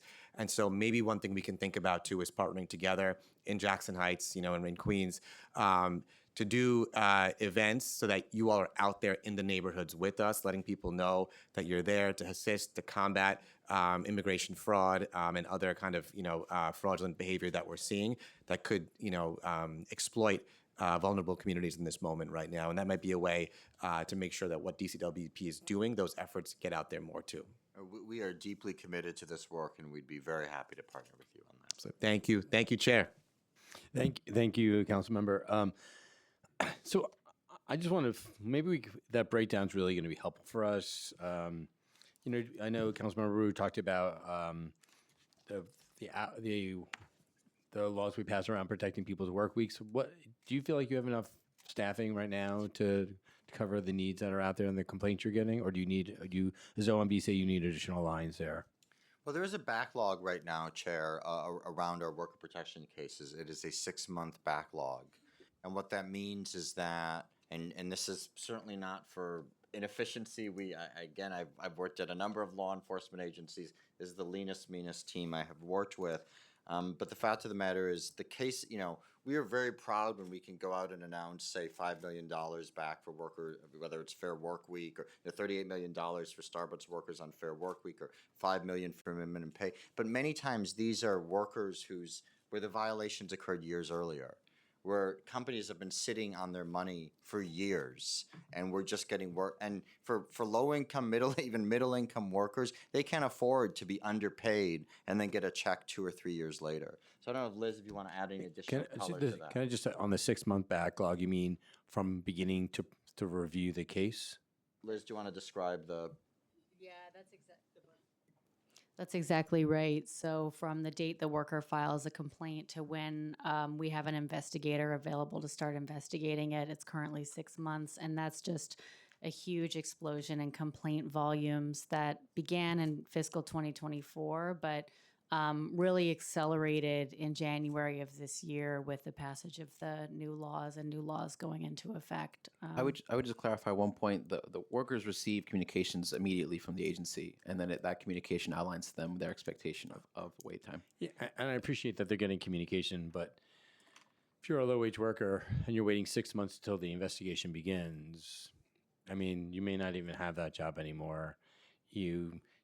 People who are in deep economic straits may not even live in that same place anymore. And so if it takes 6 months to begin the complaint, then you need to investigate the complaint. And I'm sure, I don't know what's your average timeline for just those complaints. I assume it's a few months, right? Yeah, especially when our most impactful cases, can take some time, right? Because once we do the interview of the worker and we learn that it's a systemic issue that affects a lot of people, those are our highest dollar cases in the end, but do take usually about a year on average to complete. So it is something that you deeply worry about internally, and obviously want to move those cases forward more quickly. And I assume that with additional staffing, that backlog will go away. Am I right? Yes. All right. So right now we're talking to people who have workplace violations. They're going to wait potentially a year and a half to 2 years before they can see some redress, especially on the larger cases. The population, there's a lot of turnover in low-wage worker, once you're working at McDonald's and there's turnover. So even finding those people a year and a half later might be really difficult. Is that correct? It could be. We do have very good systems for finding all workers or finding as many as possible. It's our practice in our workplace-wide cases to get an employee contact list from the company and send text messages and emails to all workers who worked at the business to gather information about violations. Right. But obviously, we expect that our response rates would be higher with a fresher list. And what is your current response rate when you send them? Obviously, we all get text messages and emails from people we think is fraud. We talked about all these scams a few minutes ago. How do they know it's actually coming from you versus some fraud, hey, you're entitled to money, call us. I mean, most people probably don't respond to that.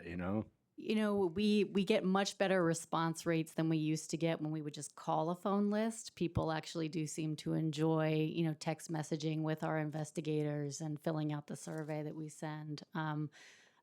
So, we feel good about our system reaching more people than ever before.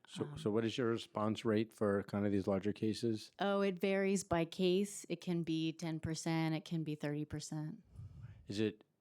So is that on average between 10 and 30% response Yes, rate? that's quite rough. I didn't pull the numbers before this hearing. It's anecdotal, but that's about what it is. So the majority of workers are not getting back to you. I would say that we feel good about those response rates, really. It does give us a very clear sense of what's going on in a business and a workplace-wide case. Yeah, I appreciate that. But if we're talking about a 10 to 30% response rate, that means either 90 or 70% of people are not responding, right? That's true. A lot of people don't want to say anything negative about an employer. Yeah, or maybe they don't know it's you, or they can't prove it's you, so we ignore some things because we don't know what it is, It could be. Yeah. But Chair, if I might add, and Liz, correct me if I'm wrong, that is in terms of the response rate to shape the scope of the investigation. At the end of the day, if we find workplace-wide investigations, we would still aim to distribute redress to 100% of the affected workers. That's right. Everyone gets money. And how do you find everyone if they don't respond to you? We have a lot of different ways of doing that. So at the end of a case, we'll get from a company an address list and an updated email and phone list. We then it's usually by mail that the checks go out. Although in some cases we'll do direct deposit if we have the bank information from the employer. We then have systems for any checks that aren't cashed or rather deposited, to call everyone who didn't deposit their check, to email everyone who didn't deposit their check. And although I don't have sort of check deposit numbers here, percentages, they're very high. They're very high. We get most money to people who are owed money. Thank you. According to OMB, for the delivery workers law expansion, how many additional lines do you think you need? For the Intro delivery- 1135 for the delivery workers. Yeah, I just want to confirm. I think I know, but I want to go ahead, Carlos. I was gonna say, I think it was 23 lines, and I think we received 9 lines in the preliminary budget. So you needed 23, you got 9, so you're 14 short. It's 34. Did you say delivery worker expansion or delivery worker deactivation? Worker expansion. Oh, sorry. So now we're at 14. And how about deactivation? So delivery worker deactivation is 34. For hire vehicle deactivation is 170. That's what you need, or that's what you're short? Well, according to OMB, what do they think? That was the estimated need. That was our initial New estimate. Compared to what you got, how many did you get? Oh, that's still in the process of this executive budget turn. So you have none right now. That's correct. And so they said 34, OMB said 34? OMB said 34, but I do just want to note that the preliminary budget, as I understand, was based on new laws that were passed in 26. The deactivation laws were passed, of course, in 27 by an override. So those we expect would be reflected in the exec. Okay. And just for the for-hire Uber, Lyft expansion, what do you think? What's OMB think that additional lines you might need? 170. So 170 lines that are currently not budgeted for, right? Correct. Correct. Similarly, as the commissioner mentioned, those went through a veto. The council thankfully overrode that veto, and now we've submitted those needs for the executive budget. And how about the security guard minimum wage? Kind of where you have, according to OMB, have sufficient staffing there? The fiscal impact statement for that bill identified a need of 41 lines. 41 additional lines that you don't have right now. Correct. I know Councilmember Krishna talked about the immigration service providers and kind of the fraud going on there. Can we determine if they needed, according to OMB, need additional lines there? What was identified was one additional line. That's OMB's identification. Yes. And licensing for self-storage warehouse. I know you brought some self-storage litigation earlier this year. That's exactly right, though that was, of course, under our consumer protection law rather than licensing. In terms of the licensing, 6 additional lines, and there's also some OTPS for the IT back office. And the street vendor expansion, what do you think you might need for additional lines there as well? Well, that's significant. That's 26 lines. Okay, so that's how we got to your number earlier, the 300 Correct. odd lines that you need. There were a couple others. So there was protected time off, which was 5 lines, according to OMB. I'm trying to think if we missed any. I think that was the only one we missed. Yeah, I think these are not your estimates. These are OMB's estimates, I right? think we worked with OMB on them. That's correct. As part of the hearing and final aging process, these are submitted on the council's website. Okay. And then I want to talk about funding that you use to fund community-based organizations who are really doing the good work in the city, talking to immigrant communities, making sure that people understand what the laws are. Can you tell us right now how much funding is available for educating street vendors on their rights and responsibilities Let's see. that you allocate directly from your agency? I don't know I that. think that bucket of work would fall into I believe SBS. They have the new division of street vendor support, Right. which that's one piece for that. But we're working closely with SBS and Health and DSNY to make sure that the city's efforts around street vending are coordinated. And so just so I'm clear, while you have a responsibility to oversee this law, at this point there's no resources going from your agency to help street vendors understand the law, be educated on the law through nonprofit organizations who are working with street vendors. Well, so the street vendor expansion piece, that takes effect in January. We've already begun conversations with stakeholders, including Street Vendor Project, about Right. implementation of that law. That includes outreach, for example, on potential wait lists that are going to be going out. We anticipate also developing outreach notices and materials for that. But I think it's going to be all hands on deck action for this. Could include SBS, Office of Mass Engagement. We need to hit the streets. We need to reach people where they are to make sure that people take advantage of this. Yeah, I understand. I appreciate the work that the agency is doing, but also we, have a dedicated group of nonprofits who might need additional resources to collaborate with you. And I'm wondering what resources have been set aside in this proposed budget to provide the support that those nonprofits need to help educate the community. I think that money would go through SBS and not through us. And we've requested resources for implementation of the licensing phase. SBS is, I think, by the council's legislation, is designed now to provide this support. Whether that's OTPS for partners, I'm not sure. But certainly, I think they've also received resources for PS. But I would really defer to them on this question. So on delivery workers, obviously, I'm wondering, obviously there are nonprofits who are collaborating with delivery workers, making sure they understand what the rules are, compliance. I'm wondering what resources you have that fund those nonprofits to do the kind of community education we think is necessary to educate the workers. I think our contracts relate to financial empowerment providers.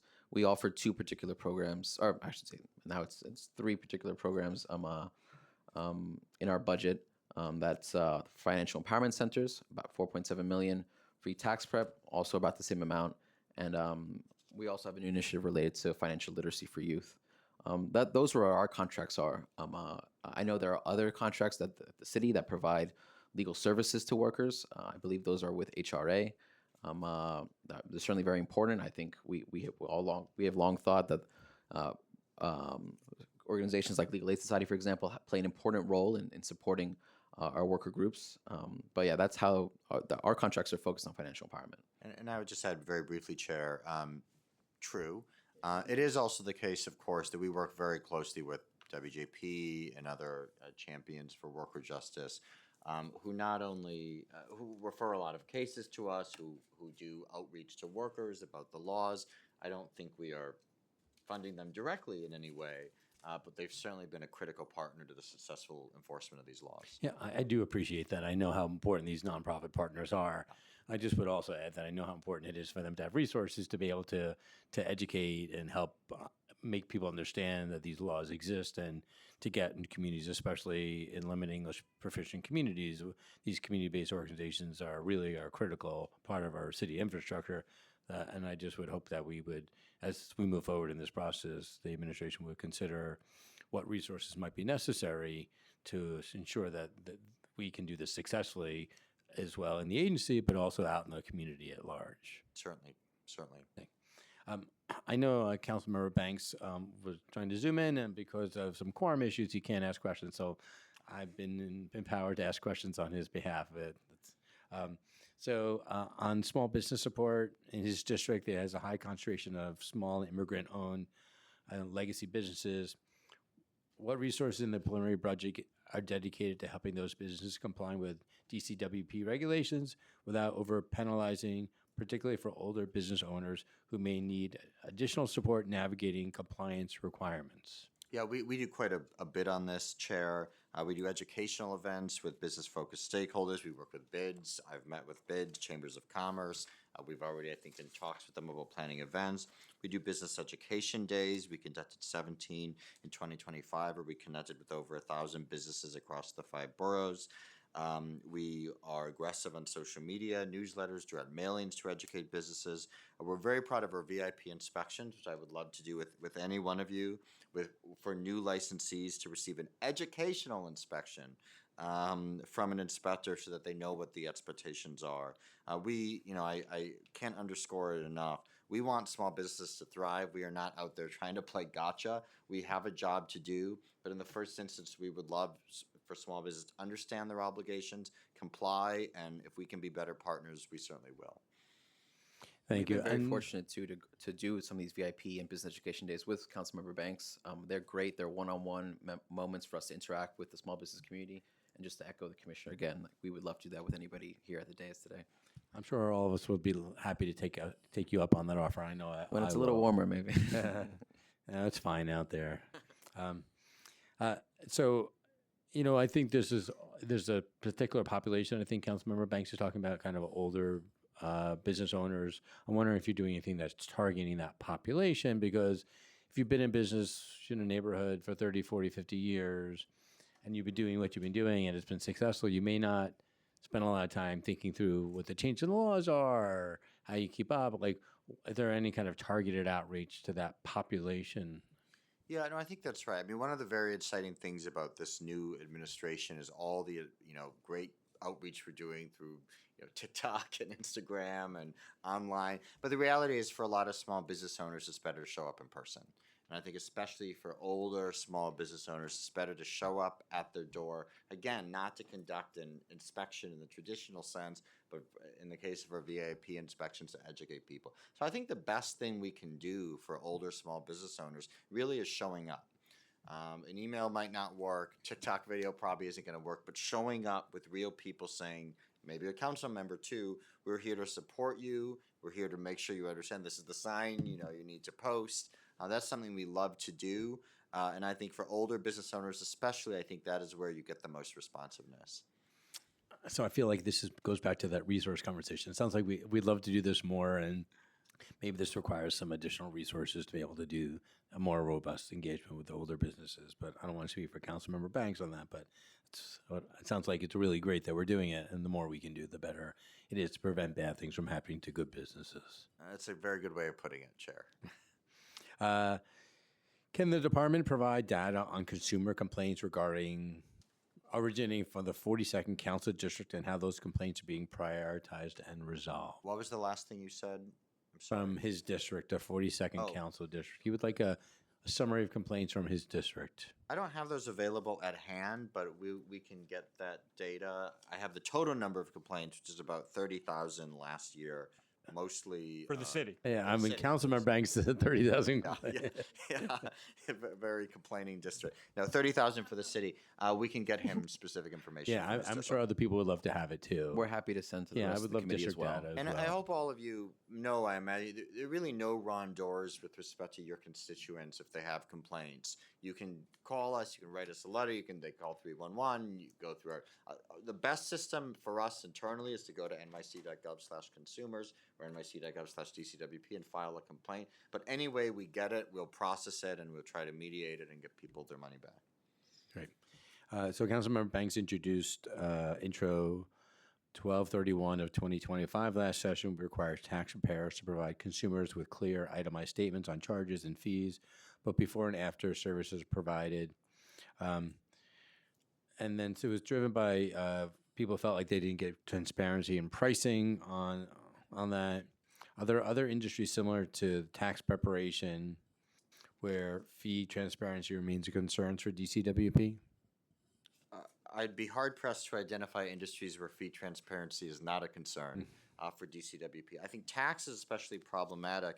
In a previous life, I sued TurboTax and H&R. It's not just small-time scammers on the corner. These are large, publicly traded companies ripping off low-income taxpayers who should be entitled to free tax prep, are told they're going to get free tax prep, and then 3 hours into the process learn they have to pay a $75 fee.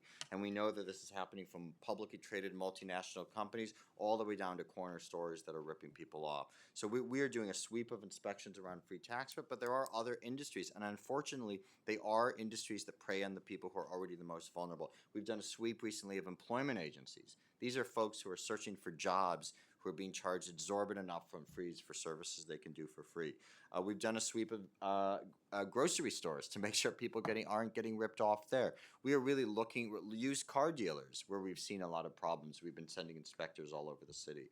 So there are, unfortunately, a lot of industries that are tricking people about prices and fees, and that is why we're proud to lead and be implementing the mayor's efforts to crack down on junk fees market-wide. Yeah, and I do just want to underscore the reference to employment agencies. We've brought several cases over the last year about illegal advance fees being charged by employment agencies. Definitely been a point of focus for our work very recently. Thank you. And in many parts of his district, residents and workers are simply not aware of the protections available to them. He's asking about budgets for community outreach, language access, education campaigns for consumers and business owners. I could say, sorry, I'm thinking about the order of this. Our community affairs team is 6 people strong. Between themselves, they cover 7 to 8 languages. Additionally, we have OTPS available to produce materials, and oftentimes our materials are more than 11 languages that the city requires. I would also note too that we get a lot of support from our team across the agency. We have about 400 staff members on our team, but they cover over 40 languages. Nearly 50% of our agency speaks a language other than English. And so I think it really helps us to be very accessible to all diverse language communities. Yeah, I know Councilmember Banks is interested in having more on the ground walkthroughs in his district, so I would ask if you'd committed to doing those. Yeah, absolutely. We'd love to. Right. So he's helping with the business owners, education, enforcement issues. And next, he wanted to make sure he's got a lot of street vendors in his district. And he wants to know if there's funding available to do outreach, asked and answered. Education. I feel like I just heard this, that we would love more funding for outreach and education for street vendors and partnerships. He mentioned street vendor project, support those efforts. Indeed, yes, we support those efforts. Okay, thank you. I want to talk about finally about student loans. you own partnership with Summer, appears to deliver some results. He wants to know kind of what data you have around Summer. Is it working? Is it not? How many people are they seeing? What are the impacts? You know, they have a decent financial footprint. I think it's $3 million a quarter, $12 million for this past fiscal year. Yeah, that's right. Well, we know that we estimate that 1.4 New Yorkers are struggling with student loan debt, and we serve them in a number of ways. As you referenced, we have a program with Summer that has served, I believe, thousands of New Yorkers have created accounts, including many city employees. We do our financial empowerment centers offer student loan counseling services. More than 9,000 people used our financial empowerment centers last year. I believe a couple hundred of them use student loan services. We do a lot of outreach and education around student loan services. We do referrals to EdCap too, and we don't fund them directly, but we will work with EdCap closely. And we appreciate Intro 177, your legislation chair, because I do think, given what is happening in Washington and the prospect of widespread defaults, student loan defaults for New Yorkers, we really do have to make sure these efforts are coordinated and integrated to reach as many New Yorkers as we can. Thank you. I'm going to go start round two, and Shirley, you can go first. Thank you, Chair. I do have a question about revenue raising, and have you, DCWP, your enforcement programs can raise revenue through fees and fines collected from bad actors? And has there been an analysis done about the long-term revenue raising impacts of shorter-term investments in the DCWP staff budget? Good questions, and I'll do my best and then turn things over to my colleagues as needed. Our goal is never fines and fees as such. Our goal is a more fair economy, but often the way you do that is through fines and fees. You have to punish wrong behavior, you have to deter it for others. 2025, we collected $15.8 million in fines and penalties. It's about the same as in 2024. In terms of projection going forward, it is the case that our enforcement of key worker protection laws can return millions of dollars, not only to workers and consumers, but also to the city treasury.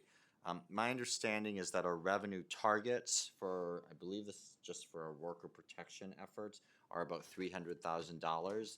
We regularly exceed that by at least an order of magnitude. So I think we really are overperforming when it comes to, again, the goal is not revenue, the goal is justice for our workers, but the reality is that does lead to penalties that benefit the city treasury far in excess of what OMB has targeted for us. Thank you. Thank you. So I have a couple more questions, if that's okay with you. Of course. So I want to figure out if we can break down what's the budget for consumer protection and what's being budgeted for worker protection, so we can figure out where the balance is. I hear the 387 is your total lines, and I hear that you're having 20 to 25 lawyers, which big difference between 20 and 25, and 15 to 20 lawyers. So I'm wondering, do they overlap, or how does this break down? Are people specialized in doing this work? Are the lawyers specialized, or, I know we talked a little bit about the inspectors having some specialization. Yeah, I can give you a bit of an overview, and then my colleagues will jump in with some more details. So we do our we specialize basically in terms of our outward enforcement work. We basically have two buckets. We have worker protection, we have consumer protection. Our worker protection sits under Liz's team at Office of Labor Policy and Standard. Consumer protection sits under Mike's team at General Counsel. The head count for General Counsel is at 83 active, but again, that's over-inclusive in some ways, because that's not just the lawyers bringing enforcement cases. That includes legal counsel. Yeah, I think we talked about this like a little bit earlier, that we have not a bunch of the non-lawyer units of the agency are within the General Counsel division. So that's when we drilled down before and about like the 20 to 25 attorneys that work on consumer protection work. So just to serve, they're generalists. They come in, they do anything. They do any kind of case. So they in the consumer protection lane, they do any kind of case. yeah, they may get a case against a used car dealership. They may get a case against a debt collector. Now, naturally, like in any workplace, like in any regulatory enforcement agency, you organically develop expertise and become a subject matter expert. So the people who do well and bring excellent like used car cases, they will naturally have more used car cases. They developed an expertise, and that's like organically happens. But we don't necessarily bring in attorneys with specializations in the many, many, many industries that fall in within DCWP's jurisdiction. Great. I'll also just add briefly that the majority of our OTPS budget is essentially, the vast majority is essentially passed through. So our total OTPS budget for FY27 based on the JAM plan is 36.9 million.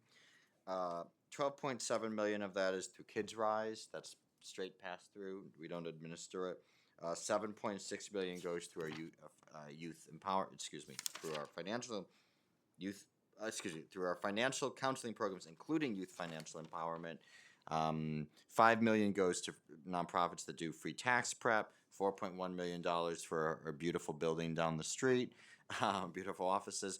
And then our remaining OTPS budget to invest in the kind of software, for example, we need to do worker protection cases, tools Mike's team needs to investigate consumer protection cases. That's all under $7 million. Thank you. Very helpful.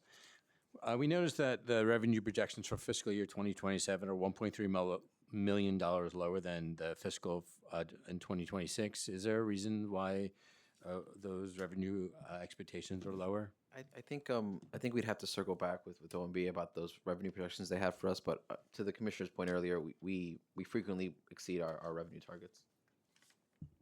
Just a clarifying question on that. Is that from the PMMR? Yeah. Okay.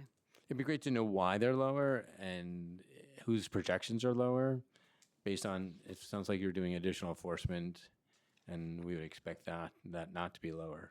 Yeah, we're bringing more than $1 million in. Yeah, already in 2026, I believe. Can I ask you about the current vacancies you mentioned earlier? You had 60 odd vacancies, and is your expectation that you're filling those vacancies before the end of the fiscal year, or are those vacancies remaining vacant through June 30th? Well, do you want to talk about the vacancies and the challenges posed? Yes, so I mean, I think as you mentioned earlier, currently we're in a 2-for-1 hiring. We work, we've submitted candidates for hiring, and we work through OMB on getting those fulfilled. If I could walk through the vacancies, I'd say that 20 of those vacancies are in our Department of Health licensing unit. The next highest, Which we don't control. That's a good point. That's what I was trying to get to. I'm sorry. The highest vacancies are in Department of Health. We coordinate with Department of Health on those hirings, and we work at their direction to get those in. I think a problem is that those vacancies end up being a part of our overall vacancy reduction target. So it does create difficulties in terms of how much the agency needs to meet for a project to eliminate the gap. But for the most part, overall, like our vacancy rate is for our DCDP divisions is fairly low. And if I could just underscore a point my colleague alluded to, there are, I understand, 20 vacancies right now for DOHMH. We cannot close those vacancies. So when we get a vacancy reduction target that includes DOHMH lines in the target, that disproportionately falls on consumer and worker protection because those 20 vacancies from DOHMH are untouchable. Right. So of the 40 odd other vacancies, are you planning to try to fill those before the end of the fiscal year? 100%. We want to fill those, but we need to make sure that those conversations with OMB are successful. So so I'm clear, you've gone to OMB asking them for the ability to hire, and they've said yes on the 2-to-1, and then you're posted and looking for applicants? I'm not sure. We are looking to hire. We interview and we make sure we do our step of the process to hire people, bring people in. Right. Those hires are still subject to 2-for-1 rule. Right. And then you've gone to OMB with actual names on the 2-for-1 rules saying, hey, we have these 10 people for these 20 lines that we want to hire and we want to do it now. Has that happened, or are you just in some other process? You've lost people. That's why you have vacancies, right? I think it's all over the life cycle of the hiring process. I'd say for virtually every one of the vacancies, we have posted it across all the divisions in DCWP. And there are ones where we have interviewed and that we have made a conditional offer to, and we're waiting for OMB clearance. There are ones where we are engaging in active interviewing, and there are ones where we have just recently posted the lines. Okay. So is your expectation there'll be, you're trying to hire some of those lines between now and the end of the fiscal year? Yeah, I think a great example of this life cycle of vacancies is we just received 9 new lines in the preliminary budget. Those are going up. Those postings they have gone up. Right. And so that's a vacancy, for example, that's in the early steps of us actively working to hire.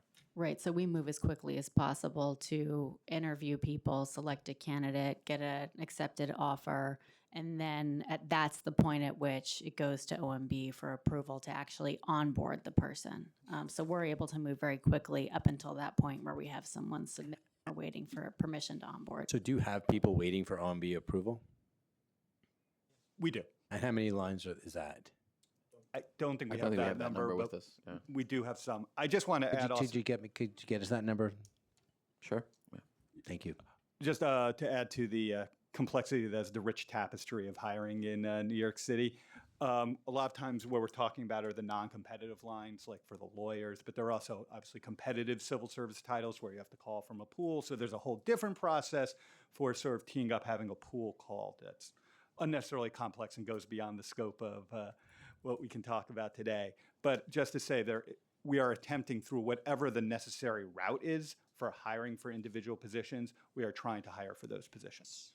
Yeah, it'd be great to know how many of those are sitting at OMB and just waiting for decisions. That would be great to know. Sure. Is your expectation, Commissioner, that with additional hiring, you could provide additional resources to the city because of the fees and fines that may be collected? Absolutely, to say nothing of millions of dollars for consumers and workers in money they are owed. So is it your expectation that without the additional hires, New Yorkers will not be able to collect those millions of dollars in fees and fines? It will mean a substantial reduction in both the amount of back pay and compensation we can get for workers, compensation we can get for consumers, and effective enforcement of the laws to protect marketplaces. So yes. And so besides resources, are there additional tools you think at this point that the agency needs to be able to advance your overall goal of protecting consumers and workers? I think, one thing that we are really striving to do is just get the word out to the people of New York that if they're being cheated, whether it's on the job or at the grocery store or wherever it may be, to come to DCWP. We've already seen a pretty significant increase in the number of complaints in 2026. I think that's because of the great uplift we've had from members of the council, from the mayor, about the important work we do. So I do want more consumers and workers, more New Yorkers coming in the door to tell us about what's happening. Of course, our ability to actually respond to those complaints will depend on resources. And I can also tell you, in particular, part of that is, of course, people, but part of it also is systems. We just did a hotel junk fee rule. We don't have economists internally who can estimate how much that's going to save, which I think is important for people to know. A data scientist who can look at one of Liz's big cases and figure out, it can be hard to figure out exactly how much a worker was underpaid across many years. We need really good data scientists to do that. So it's not just about, no offense, the lawyers. It's also about the data scientists and economists to support our work. Yeah, I mean, speaking. No offense to you either. All the lawyers in the room. Right. It sounds like we need a lot more support for your agency in a lot of different ways to be doing that. Can we talk about the student loan issue? Sure. Can you talk about the contract this company Summer has? What data information you have from them? How successful can we see they are so far? And when their contract expires? I want to, for some of those more specific questions, I'm going to defer to Carlos. My understanding is that the contract with Summer was entered into in 2025. Do you want to get into sort of the budgeting, how it's being budgeted, Carlos? Maybe how many people it's serving, We have that information. I don't know if we can get it to you. I don't know if we have that information with us right now. I think Summer started last year in May as a pilot program for employees, the city employees, I should say. The pilot was expanded in August significantly. it's also expanding significantly to residents across the city. I'm sorry. I think since that time in August, we've been evaluating how it's been working out for workers. I mean, for city workers and for residents. It's something that we're looking into. We also recently put up an ad campaign around our financial empowerment center services, including our nyc.gov/student loans that links to Summer too, to make sure that we're connecting New Yorkers with these services. I think we have taken a two-pronged approach, both our website, but also our financial empowerment centers, to be able to provide New Yorkers with student loan debt assistance.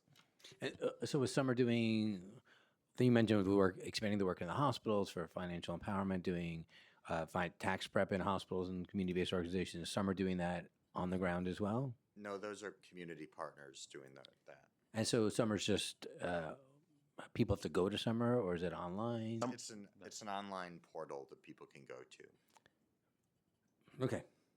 I think I'd love to more details about how many people are going through that portal, how many people are getting served, what the benefits of that portal are, knowing that we have a very, a lot of seniors and immigrants maybe not have access to that portal and not know how to use it and, question the veracity of putting information in a portal.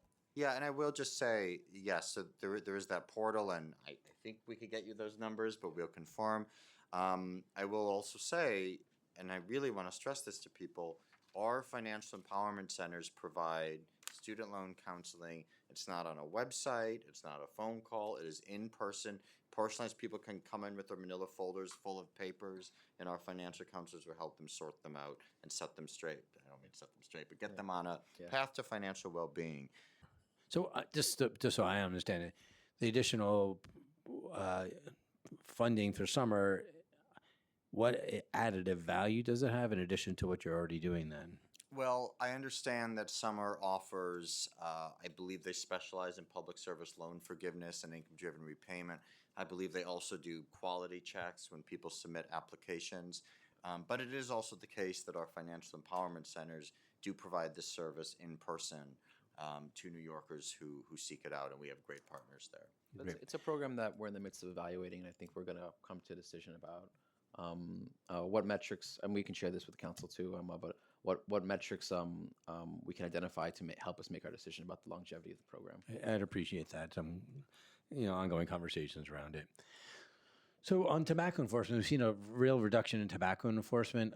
I'm wondering why that's happening. Obviously, tobacco is a problem.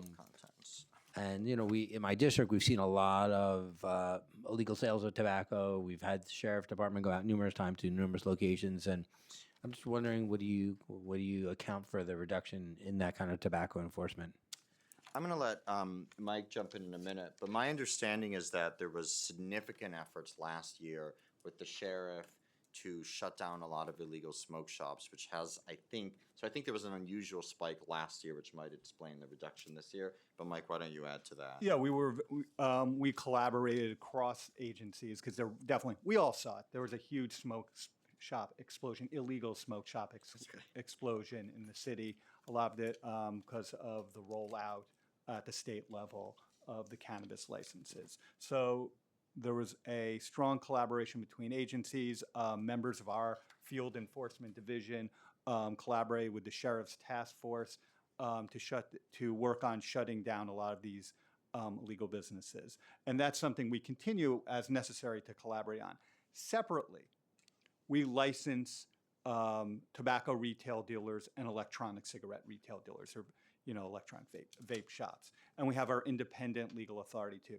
And we still continue to have inspectors in the field issuing violations for unlicensed activity, issuing violations for underage sales, and that continues apace. I don't think we can get you the exact numbers on that. That is not divergent strongly from prior years. Although we'll get you exact numbers on that. That's something we're still dedicated to doing. We are still sealing, using our own independent powers, businesses across the city that are repeat unlicensed actors of DCWP's licensing regime. So this is still something that we are doing every day in the field. Yeah, great to focus on that because we see a lot of these illegal activities going on and legal cigarette sales, and they get 2, 3 violations and they change LLCs, but the same location, same people, and so we have the sheriff department come out time and time and time again, and the illegal activity is continuing, and we hear a lot from frustrated neighbors. Absolutely. The LLC shuffle is something that is pervasive across all enforcement for all regulators. So it's something that we struggle with. But again, I would say even before the sheriff's task force really kicked in last year or the year before, using our independent sealing powers, we have been targeting repeat unlicensed actors, and that really actually has shown some benefits. One, it got some revenue back in the city's coffers because some of them actually finally did pay the piper and agree not to continue to unlicensed sell tobacco or electronic cigarette retail dealers. And also, we've been thinking about how to use our overall laws creatively to actually address these issues. We actually brought an action in state court last year that is still ongoing against, I think, on Lenox Avenue for a repeat recidivist unlicensed actor. We have powers under our law to go after the landlord. So we sued the business and the landlord and got a preliminary injunction against both of them. And still we're working on resolving that case right now. But the actual bad actor was kicked out. The landlord had to agree, no, I'm not going to rent to anyone who's going to do this bad stuff anymore, and we're working on resolving that case. So it's definitely something, even with our threadbare resources, it is definitely in our portfolio of work that we think is important and we're continue to work on. Well, we'd love to have you come back out to my district for the multiple locations that are doing all this illegal behavior. We've done some walkthroughs in the past with DWP staff. There's 3 right on 28th Street that we would love to shut down. We've gotten the sheriff out there multiple times. They issue multiple violations, including yours, and they still operate probably right now. They're operating right now. So anything you can do to help us kind of get in front of that, because obviously illegal tobacco and illegal operations, we'd love to be able to shut those businesses down forever. Yeah, happy to work with you on that. Great. And just on those oath violations, can you tell us how many what kind of money we're getting from those illegal cannabis and illegal tobacco? Like what kind of fines are we collecting in that So space? on tobacco and cigarettes, in 2025, we collected approximately 2.1 million for unlicensed activity, and that's based on 4,742 violations. I don't know, Mike, if there's any additional data points to add to that. I would just clarify that we don't have authority to enforce over cannabis, cannabis.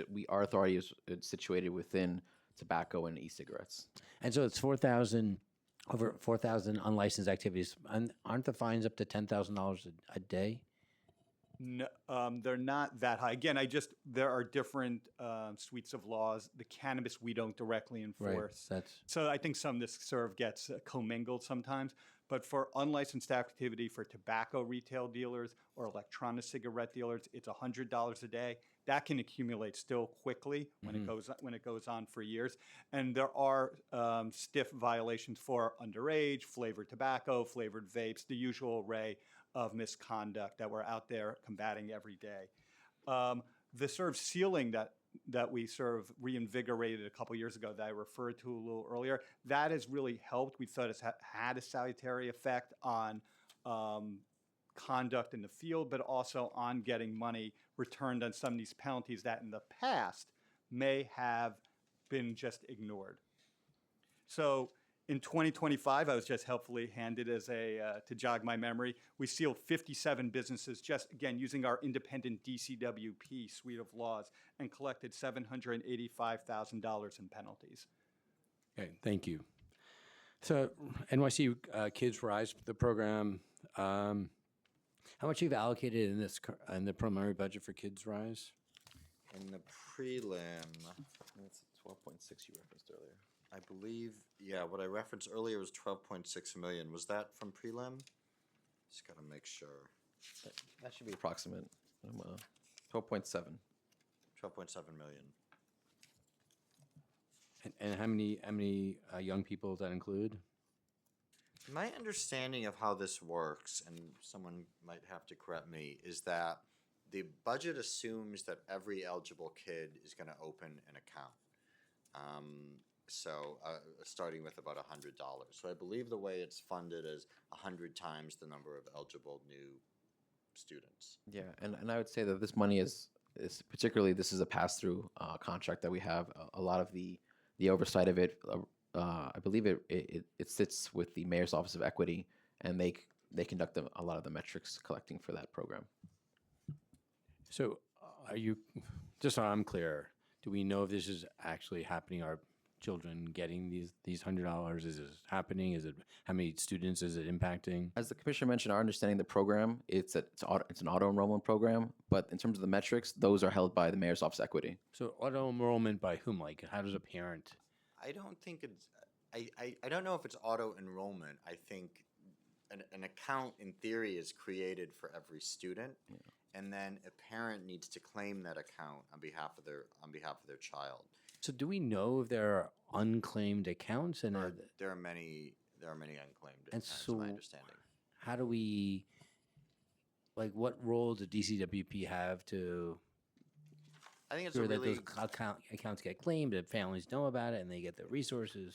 I think it's a really innovative program, but we really do not play a role in the administration of it, the promotion of it. We don't administer the program. It's really administered by Mayor's Office of Equity, where we hold a contract to pass through the money to New York City Kids Rise. So once the money's gone, you're not.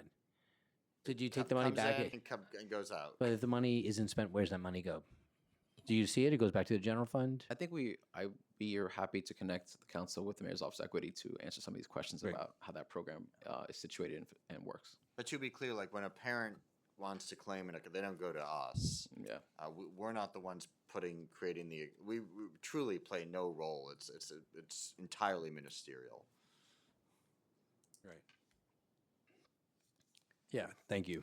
And so, can I ask you a question? Does it make sense if you are only the pass-through that it actually belongs with you? Because I don't, if you're not sure how successful it is or how many families are enrolling and what the outcomes are, I'm not sure what the money's doing here.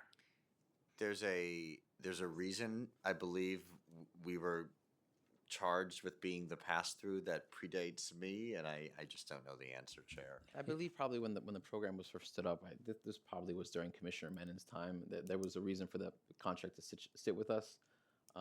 But as we've said, this now is administered by a different agency. I think so it's a pass-through contract, and it does, ultimately does impact our target revenues for our target pegs. So Yeah, I would encourage if we could do a little deeper dive on this just to figure out the efficacy of doing it here and whether it's a little disjointed and what makes the most sense. Because if just you're giving money and then someone else is allocating it, I'm not sure your role is as critical, or maybe it is. Or if it is, maybe you should play a more comprehensive role. Well, I guess what I'll say, Chair, is I just want to repeat something Carlos said. It is a ministerial role. It's up to the council at the end of the day, I believe, how the program is structured. But where it does affect us is when we get a peg target. My understanding is that money is included in the denominator, and that, as with the DOHMH lines, is we cannot touch. So when let's just hypothetically, if we got a 1% peg target, in terms of the actual impact on consumer and worker protection, it's meaningfully greater than 1% because a significant portion of our budget, both OTPS and PS, are lines and dollars we don't control. I appreciate that. I recognize that. And this is financial literacy program that you have for youth, and I'm wondering, how many you're in high schools, I assume? Yes, let me just jump to my information on our financial literacy for youth program. So we currently have 15 financial educators assigned in high schools and districts throughout the city. I understand we are aiming to reach, we're partnering with New York Public Schools to ensure that every student has access to this kind of education by 2030. So we do have a plan to expand the program over the next 4 years. So 15 educators, 450 high schools? Well, the way the program is situated, it's one educator per district, and the educators available for that district. So no matter if the district is a small district or a large district, just one per district? That's the aim, essentially. I appreciate that. Councilmember Audubon? Yeah, but I'm going back to vacancies again and filling of positions. So has your rate of vacancies due to the 2-for-1 rule or hiring freezes? Have you had any other challenges in filling positions? And are there particular roles or positions that are harder to fill? And what strategies do you have to try to fill those? I think I think I remember being here a few years ago and our vacancy rate was around 5%. I think that was like kind of a natural attrition rate that we had we're at that right now essentially if we're not including the DHMH lines. Over the course of the Adams administration, we underwent hiring freezes, we underwent 2-for-1s. Those impact the ability to fill vacancies. As my colleague Michael Tiger mentioned, there are certain vacancies that they're revenue generating. They're very easy to hire. Some are subject to 2-for-1. Some are subject to civil service titles. Those have all different flavors of difficulties in terms of hiring. Some easier, some not. And I would just add to that as a lawyer myself who's been in government enforcement a long time. We pay less than other similar situated agencies. New York AG, for example, which their lawyers are not getting rich, but they're getting richer than ours. I think that's true on the worker protection side as well. That's obviously a challenge across city government, but it is a significant challenge for us both in recruitment and retention. I think ultimately when we talk about our lower vacancy rate, I think and also the challenges of what people make. I think it comes back to the work that we do and the fact that the folks in our agency, they care about this work deeply, and that's how you get an agency that's our size performing and delivering results of that magnitude. And we've always said that more resources we can do more work, and I think we all believe this work is critical. Thank you. Yeah, I want to turn your attention to the Radiant Solar lawsuit. Like, how many lawyers or staff on that case? That's a Mike Tiger question. I mean, we have two staff counsel. And how many cases do those two staff counsel work on besides the Solar Radiant case? Oh, I mean, I don't have the inventory committed to memory, but I mean, they probably both have between 5 to 10 other investigations of varying size. Each of them. Yeah, I can't commit that those specific attorneys are working on, but that's I think That's a rough the average. estimate. Yeah. And how many people do you think this Solar Radiant case will impact, or how many people do you think the potential fraud impacted? It's at least 370 consumers, but those are just the ones I believe. Yeah, I mean, those are ones we were able to identify through people who came to our consumer services unit, or were revealed through documents that we obtained through the pre-filing discovery process. But we've gotten additional complaints that have come into the agency since we filed the case. That case is just at its beginning stages as far as the actual litigation, which is right now pending for the Office of Administrative Trials and Hearings, and I think we'll definitely be able to report more as that litigation continues. And just to possibly forecast where you may be going, I excuse me if I'm wrong. This lawsuit, which has two attorneys on it, we are aiming to recover $1.7 million in civil penalties for New York City. I guarantee you their pay combined is a lot less than $1.7 million, and $18 million in restitution for defrauded New Yorkers. This is a very good return on investment. Yeah, so do you think there are more examples of the Solar Radiant that are out there that you have limited resources to? Oh, I'm sorry. Go ahead, Commissioner. 100% yes. Yeah, no doubt. I mean, this is something that we're hearing from advocates on the ground, that we've heard from other regulators about, especially solar fraud right now in the home improvement contract. There's a lot of people that are excited about engaging with green energy because they understand what's going on all around us, but that allows an opportunity for predation to occur. And so it's really pernicious right now, people offering very enticing seeming opportunities for, like, on the cheap, we will make you go green, and then they are very bitterly disappointed. So this is something that, yes, Chair, we would love to do more work on if we had the resources. And just in general, it's not like we're bringing cases against every bad actor in New York City. We sued Extra Space. We started getting a flood of complaints, including at the renter ripoff hearings, about other providers in New York City. We're very strategic in our enforcement. The reason one reason we brought the cases we brought is we want to and need to send a signal to other players in the marketplace. But the reality is that, we're scratching the surface when it comes to how many New Yorkers are being defrauded every day. We're trying to sue big companies, get money back to people as quickly as we can. But that does require resources. Yeah, and I want to flag that I think you've seen an increase in worker protection complaints as well, right? From Oh, 20 yeah. to 20. So substantial increase, right? Just in calendar 26, I believe the numbers are going up quickly. Is that right, Liz? Yes, that's right. So what kind of increase are you identifying? What kind of increase in cases? We're really seeing increases across all of the complaint categories. Right. Our three biggest complaint categories are protected time off, Fair Work Week, Right. and delivery. Right. All of those are up. Yeah, so am I wrong to assume that the more these cases go up, the more the backlog of people having to wait to actually speak to someone to manage a case will continue to go up? That's exactly right. And so I don't want to harp on this issue, but it seems like a resource problem, which is then really negatively impacting a consumer and a worker problem. I think that's correct. Yeah. So I really do appreciate all the work you're doing. So, yeah, restitution, worker restitution. Do you see, based on from last year, this from 25 to 26, do you see an increase in potential restitution cases as well for workers? Yes, 2025 was our biggest year for worker protection restitution, a total of 44.4 million, which went to over 24,000 people. We are on track currently to match that number. We think we could far exceed that number with more resources for enforcement. And let's not forget either that last calendar year had the largest worker protection settlement in the city's history with Starbucks. Right. Thank you for. Yeah, and we're going to exceed that. An additional resources will just continue to help workers.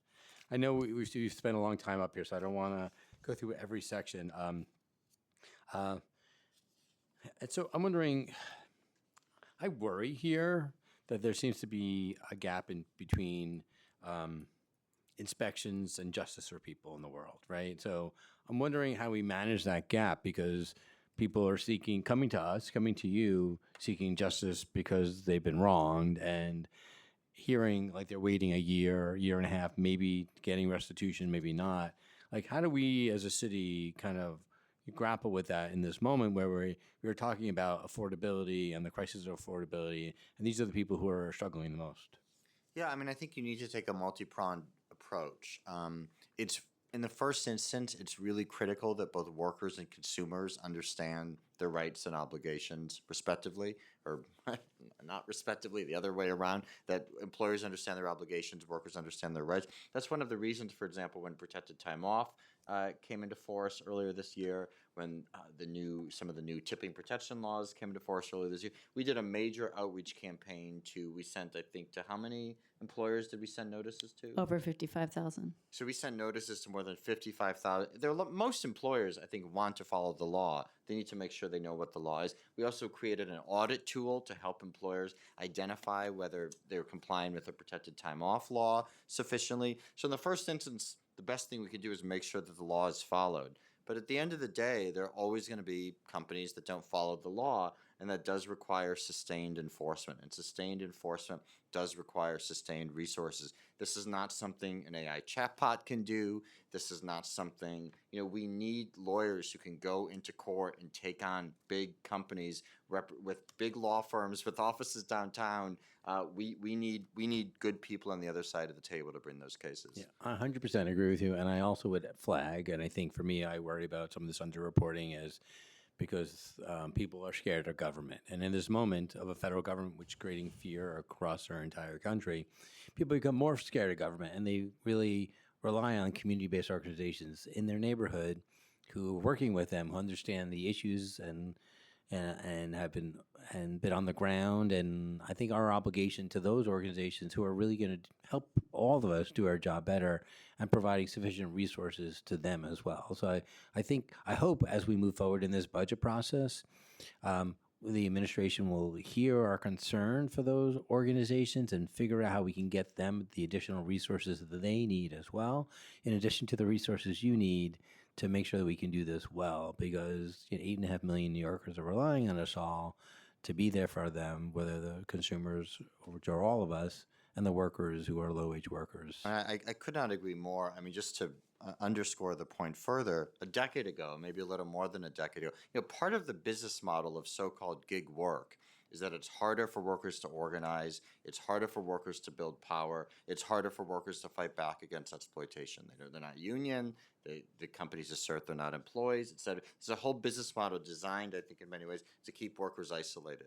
And what the groups you're describing, like Workers' Justice Project, do is they bring people together to build worker power. I started my work many years ago in consumer protection, helping with tenant organizers, fighting the foreclosure crisis. We see a very similar dynamic here with workers. We could not do the work we do. We wouldn't even be aware of the problems that are happening in these markets if it weren't for organizations that actually stand up for deliveristas, stand up for rideshare drivers, stand up for taxi drivers. So these organizations are critical to our work. They're critical to the financial well-being of the people they serve, and they're critical to putting a check on a model that was set up for exploitation. I want to And add that was too just a as well. perfect way to end, Carlos. Come on. But I do want to Nevertheless, he persists. I echo what the commissioner said. But I think one aspect that I want to make sure is out there about these complaints, why complaints are going up too, and why people feel trust coming to us, because there's hypersensitivity to immigration status and collecting demographic data, and building partnerships with the organizations the commissioner just mentioned. But it's also because that we're delivering to people concrete results. People getting results. That's why they have trust now to come to us as well. That's only reinforced by our advocate allies who are here today. I'm looking forward to their testimony too. Thank you. Thank you all. I know you've been here a long time. I want to thank you all for your time and your testimony. I'm sure we'll have some follow-up to keep going. And I want to thank my colleagues. And we have some panels, so let's let people know where their panels are. I think, where are the panels? This is the first panel. Thank you, Chair.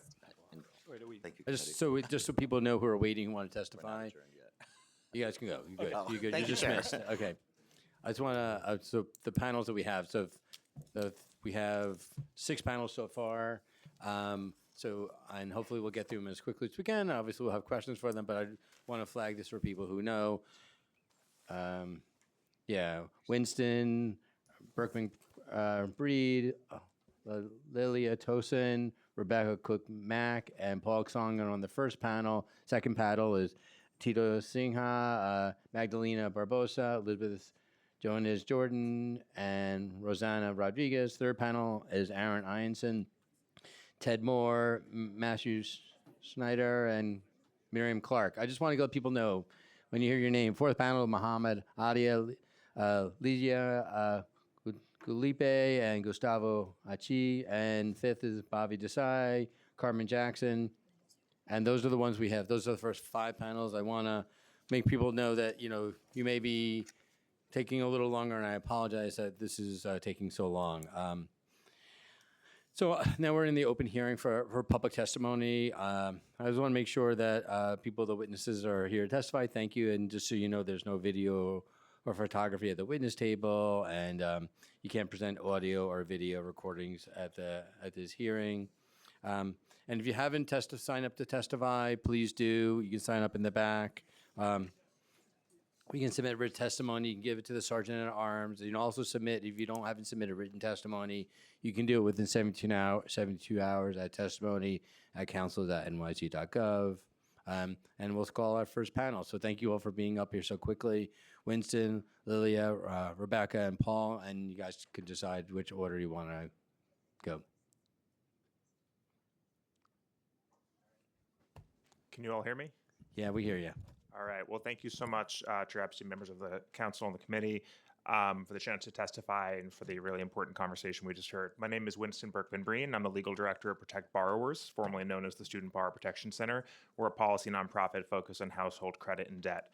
I recently testified before this committee on the need for a strong consumer protection law and a DCWP in light of the federal government's complete abdication of its consumer and worker protection mandates. A few highlights from that testimony for today. Complaints from New York City to the federal CFPB rose 63% from 2024 to 25 for a total of 184,000 complaints. Now, most of the state, however, saw a rise of over 100% for that same time period. Now, we can't prove causation, but I would suggest that the reason New York City saw a relatively lower spike is because DCWP fills that gap more so than the rest of our great state. I've included more data in my written testimony that I'll submit for today, but I hope we can stipulate for the purposes of this committee and hearing that DCWP's work is critical for all New York City residents and workers. I want to focus today on how successful it is also, in addition to everything you've already heard. So it's one of the only agencies in the city that brings in significant revenue in the forms of penalties and also puts real money back in New Yorkers' pockets in the form of restitution. We've heard testimony about the millions of dollars returned to workers and consumers, so I won't, I'll spare you that litany, but it really is impressive, especially relative to the other jurisdictions that my organization works with. DCWP protects us from abusive employers and also from predatory companies that price gouge or cheat us during crises like the current affordability crisis. For this reason, New Yorkers literally cannot afford to underinvest in DCWP. Unfortunately, the preliminary budget does just that. It's clear from today's testimonies that the agency does not have the staff needed to fulfill its existing mandates, let alone to continue filling the void from the federal government. This year's proposed budget would ultimately reflect an 8% funding cut, as the chair mentioned in his opening remarks. This really can't stand. Making sure DCWP is fully funded and staffed is a sound investment. For this reason, I urge the committee and council to double the agency's current budget. I would just note too, and I don't know how this works in the budget process versus bargaining or other things, but I think it's really important that the commissioner noted that the salaries are relatively lower. I think for attorneys, and I'm an attorney, it's really hard to try to get high quality attorneys to come work for New York and to live in New York and to pay them $95,000 when they're a decade out of law school or something like that. So I would just appreciate that that point was made. So thank you for the chance to testify. I'd be happy to answer any questions.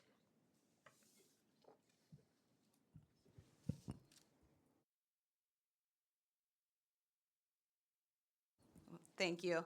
Thank you for the opportunity to testify. My name is Lilia Tosin. I'm the president and CEO of Access Justice Brooklyn. I'm here today to talk about a slightly different issue, which is the access to justice gap that affects consumer defendants and which DCWP doesn't have the resources to adequately address. AJB serves low-income Brooklyn consumers borough-wide, but most reside in neighborhoods in Central and East Brooklyn. One way that we assist those clients is in the Consumer Legal Advice and Resource Office, which we call CLARO. As many as 70 to 80 people seek assistance at Brooklyn CLARO on any given day, which is a number that's increased substantially since the pandemic.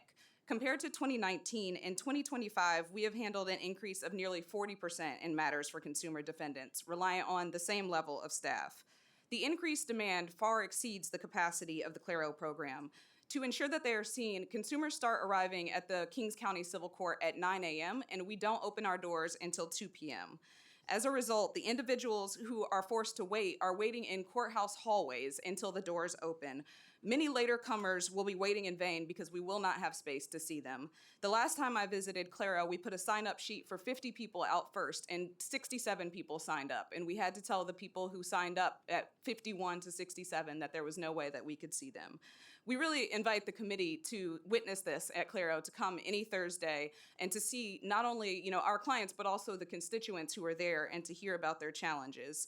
Some of these cases would be dismissed easily with even a bit of advice and counsel. These include attempts to collect on income that is exempt, such as Social Security payments, default judgments that resulted from improper service, and cases that are filed after the statute of limitations has expired. Without CLARO, pro se consumers are largely left unaware of their defenses and rights.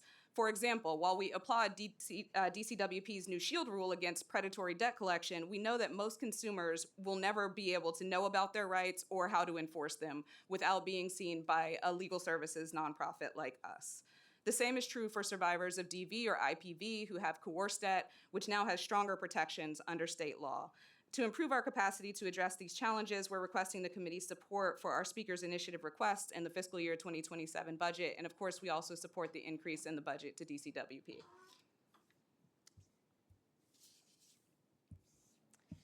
Good afternoon. My name is Rebecca Cook-Mack. I'm a staff attorney in the Employment Law Project at the Legal Aid Society. Thank you for this afternoon's hearing and for the opportunity to testify. The mayor's preliminary budget cuts the DCWP funding and we call on the mayor to reverse course and double the DCWP budget to $130 million as promised during his campaign in the FY27 calendar year. The mayor's vision for economic justice cannot be achieved without fully funding the agencies responsible for enforcing protections for everyday New Yorkers. The preliminary budget cuts funding to the portfolio that falls under the purview of the newly established Deputy Mayor for Economic Justice by over $250 million. This is the same amount it proposes increasing the NYPD budget by.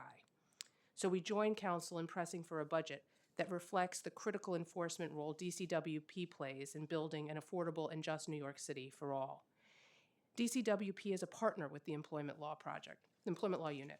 We regularly refer clients to them. For example, a while back, I connected a fast food worker with DCWP. She called Legal Aid's hotline seeking help when her hours were cut and last-minute changes to her work schedule were threatening her family's stability. She was struggling to retain her second job, was worried of how she would continue to pay her bills, and was looking for help. I helped her submit a complaint to DCWP, which was investigated, and in the end, she was one of the 15,000 New Yorkers included in the recent $38.9 million Starbucks settlement that will ensure the company complies with our laws going forward. DCWP made a demonstrative difference to her life. DCWP is also a partner to the Economic Equities Project at Legal Aid. Solar panel scams, which we heard about today, are endemic in parts of Queens and the Bronx. But because of arbitration clauses in those contracts, it can be very, very difficult to resolve them through private litigation. But DCWP is not confined by arbitration clauses. And recognizing that synergy, the Consumer Law and Bankruptcy Project was able to work with DCWP to share the patterns we were seeing and begin referring homeowners to the agency. And as we heard, in January of this year, it brought an action against Radiant Solar, one of New York City's largest solar contractors. DCWP is an important partner for everyday New Yorkers.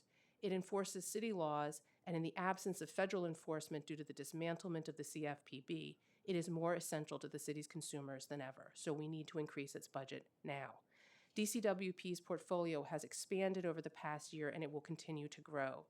It needs additional staff to meet the mandates of our groundbreaking, first-in-the-nation laws regarding the deactivation of app-based delivery workers and rideshare drivers. These laws require robust enforcement and regulation, and as a blueprint for regulating gig economy platforms nationwide, this legislation's success or failure will have national implications.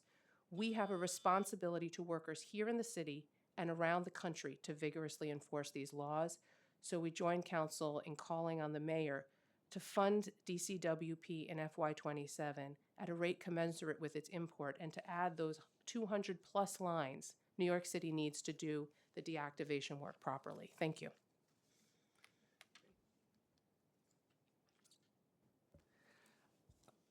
Thank you, Chair and members of the committee. I'm Paul Son with NELP, the National Employment Law Project. We're a national workers' rights policy org headquartered here in New York. We work frequently with the council and with DCWP. We recognize this is a tough budget year, and most agencies are going to need to trim their budgets and not expand them. But despite that overall context, we believe there's a really strong case to treat DCWP differently. We believe it's one of the key places in the city budget where strategic investments make sense even in this environment. You've heard many of the reasons during the excellent hearing that you held before the panel now. First, DCWP is one of the most crucial frontline agencies for delivering on the mayor and the speaker's affordability agenda. Each year it recoups many millions of dollars of unpaid wages and restitution that goes right into families' pockets, that's spent in local economies and neighborhood businesses, boosting them as well.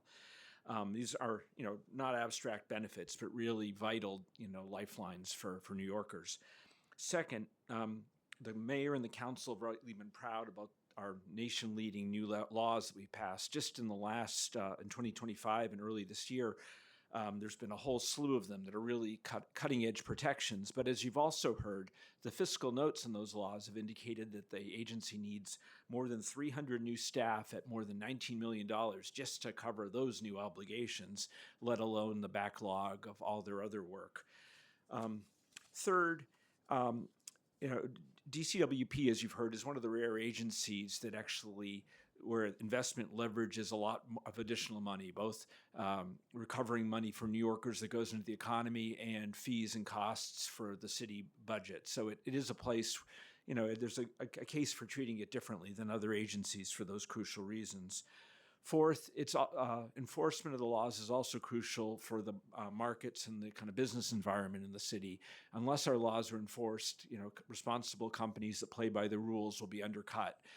And then finally, DCWP is really a tiny agency. It's 1% the size of the NYPD. The additional $65 million to double its budget is 1/20th of 1% of the whole city budget, truly a rounding error. There are a lot of places where those additional revenue could be found, even simply just trimming the proposed growth of the NYPD. But one way or the other, it's essential to find it. We know you agree with us. Your excellent op-ed in the Daily News yesterday really made the case, Chair Epstein.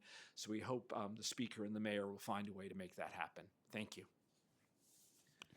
I really want to thank you all for all your work. I don't know if you knew this, but I helped start Claro over 20 years ago. So I know how vital that is and how important it is for consumers across the city. So thank you all for your work, and I really appreciate it. Thanks. We'll go to our next panel. Tito Singha, Magdalena Barboso, and Elizabeth Jordan.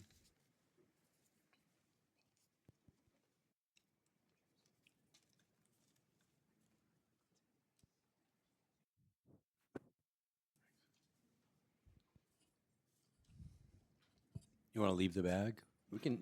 Is there lunch in there or something? Man.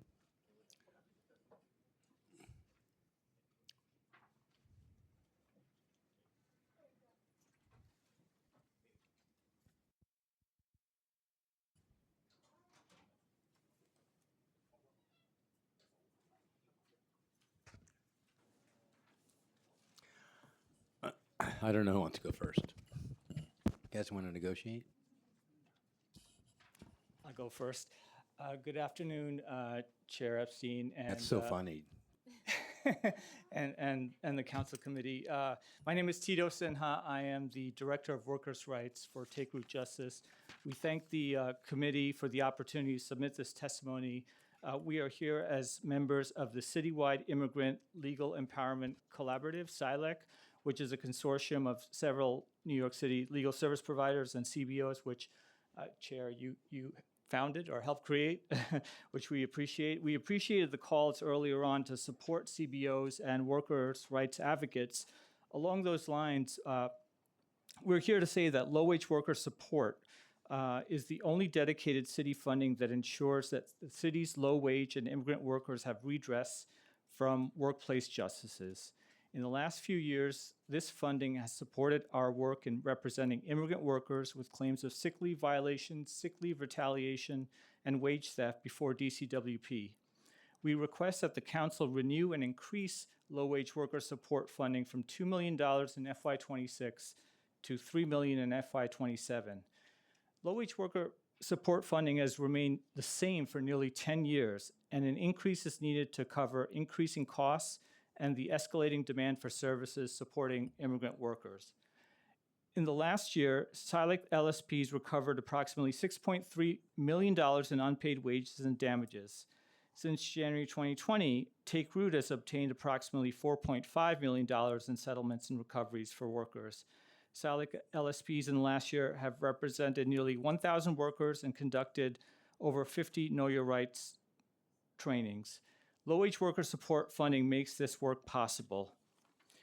We commend DCWP's robust enforcement of the protected time off law, and we commend DCWP's investigators and counsel for working collaboratively with us to bring claims before the agency, because we believe our advocacy helps enforce the law as well and helps improve the agency's enforcement of those laws. So we support robust funding for DCWP. However, this crucial funding has lagged behind other priorities, as well as the low-wage worker support, requiring last-minute saves each year to renew this funding. And as you know, the committee knows, cases are not resolved in 1 year. We need funding that is multi-year. So we respectfully request that this committee, the council, demonstrate its ongoing commitment to city's low-wage and immigrant workers by renewing and expanding low-wage worker support for employment-related legal services from $2 million in fiscal year 26 to $3 million in fiscal year 27. Thank you so much. Thank you.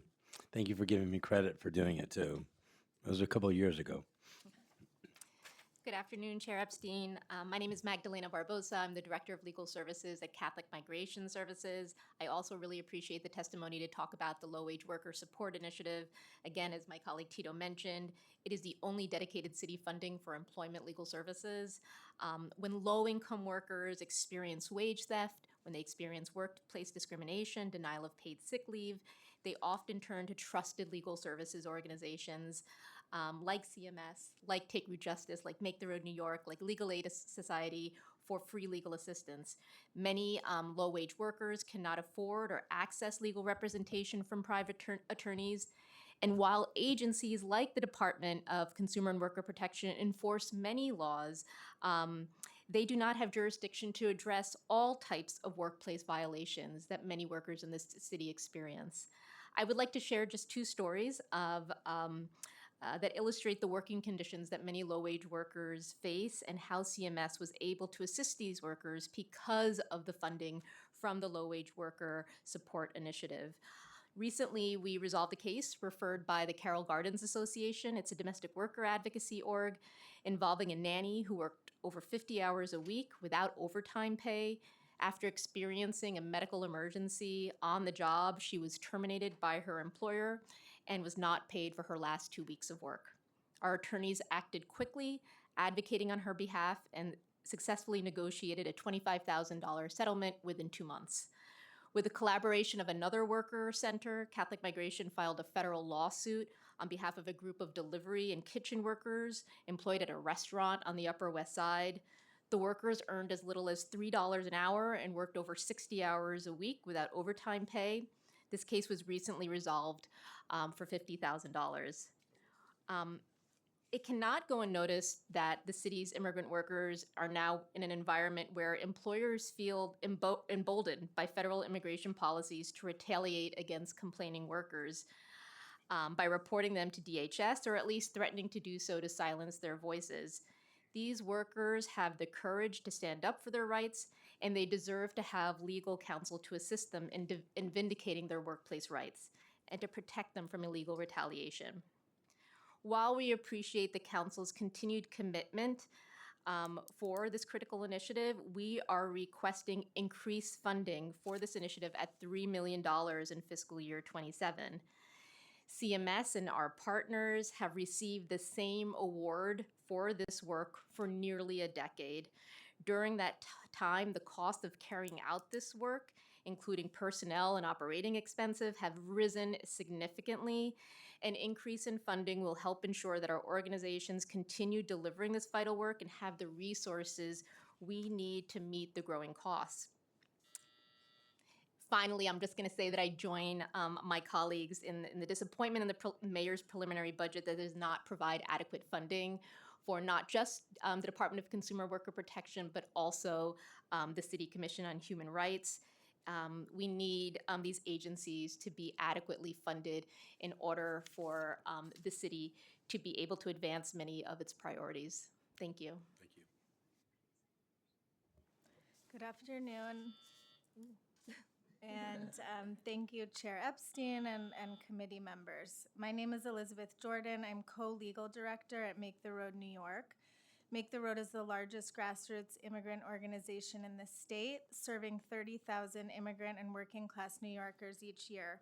With community centers in Queens, Brooklyn, and Staten Island, we provide legal as well as health access and adult literacy and educational services. The low-wage and immigrant workers we serve across the city face unique legal and workplace challenges, exacerbated by the unprecedented attacks we are seeing on immigrants. The Council's support for legal services for low-wage and immigrant workers is more critical than ever in the face of horrifying anti-immigrant attacks and an uptick in immigration-related retaliation. Our legal team represents hundreds of workers each year to recover stolen wages, combat unlawful discrimination, and enforce their rights to paid sick leave and other basic protections. We outreach to thousands of workers across the city and educate them about their rights. Ensuring that New York's low-wage workers have access to free legal services advances the affordability agenda by directly putting money back into the pockets of low-income families, preventing manageable issues from becoming catastrophic, and reducing the need for expensive public safety net services. To share one, but a typical case, Clara is a grocery worker who came to us in 2023 with paid sick leave claims and wage theft claims against her grocery employer of 10 years and notebooks filled with her notes from years of work. We filed to recover her unpaid sick time and wages with both DCWP and the state DOL. The employer was frequently out of the country and went MIA, claimed to have no funds to pay, and sought to obstruct agency investigations at every turn. Last year, both agencies reached settlement with the employers for nearly $25,000, and beginning last month, Clara received her first checks. Continued support from City Council discretionary funding is essential to maintaining and deepening our impact, including the initiatives my colleagues have mentioned, the Low-Wage Workers Support Initiative. We also request an enhancement of Make the Roads allocation to $362,000 in order to meet our increased cost, and an overall increase from $2 to $3 million. Under the Legal Services for Working Poor initiative, we also asked the council to renew $165,900 in funding for Make the Roads free legal services, which includes labor and employment as well. And finally, we request an enhancement of the Speakers Initiative funding to $300,000 for our wraparound services, which include workplace justice, immigration, and housing legal services. The strong enforcement of workers' rights protections by the Department of Consumer and Worker Protection has been essential to our work over the years to protect immigrant workers in New York City. The preliminary budget, if adopted, would reduce DCWP's funding and leave the agency woefully under-resourced and unable to enforce the critical protections for working New Yorkers that it is charged with enforcing.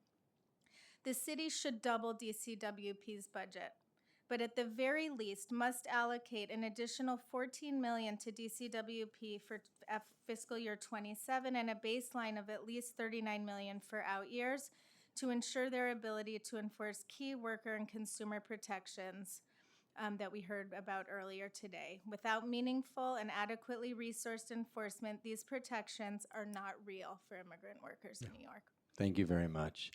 Can I shoot a quick question as on the both the legal services for the working poor and the SILAC money? Have you asked the administration to baseline that funding?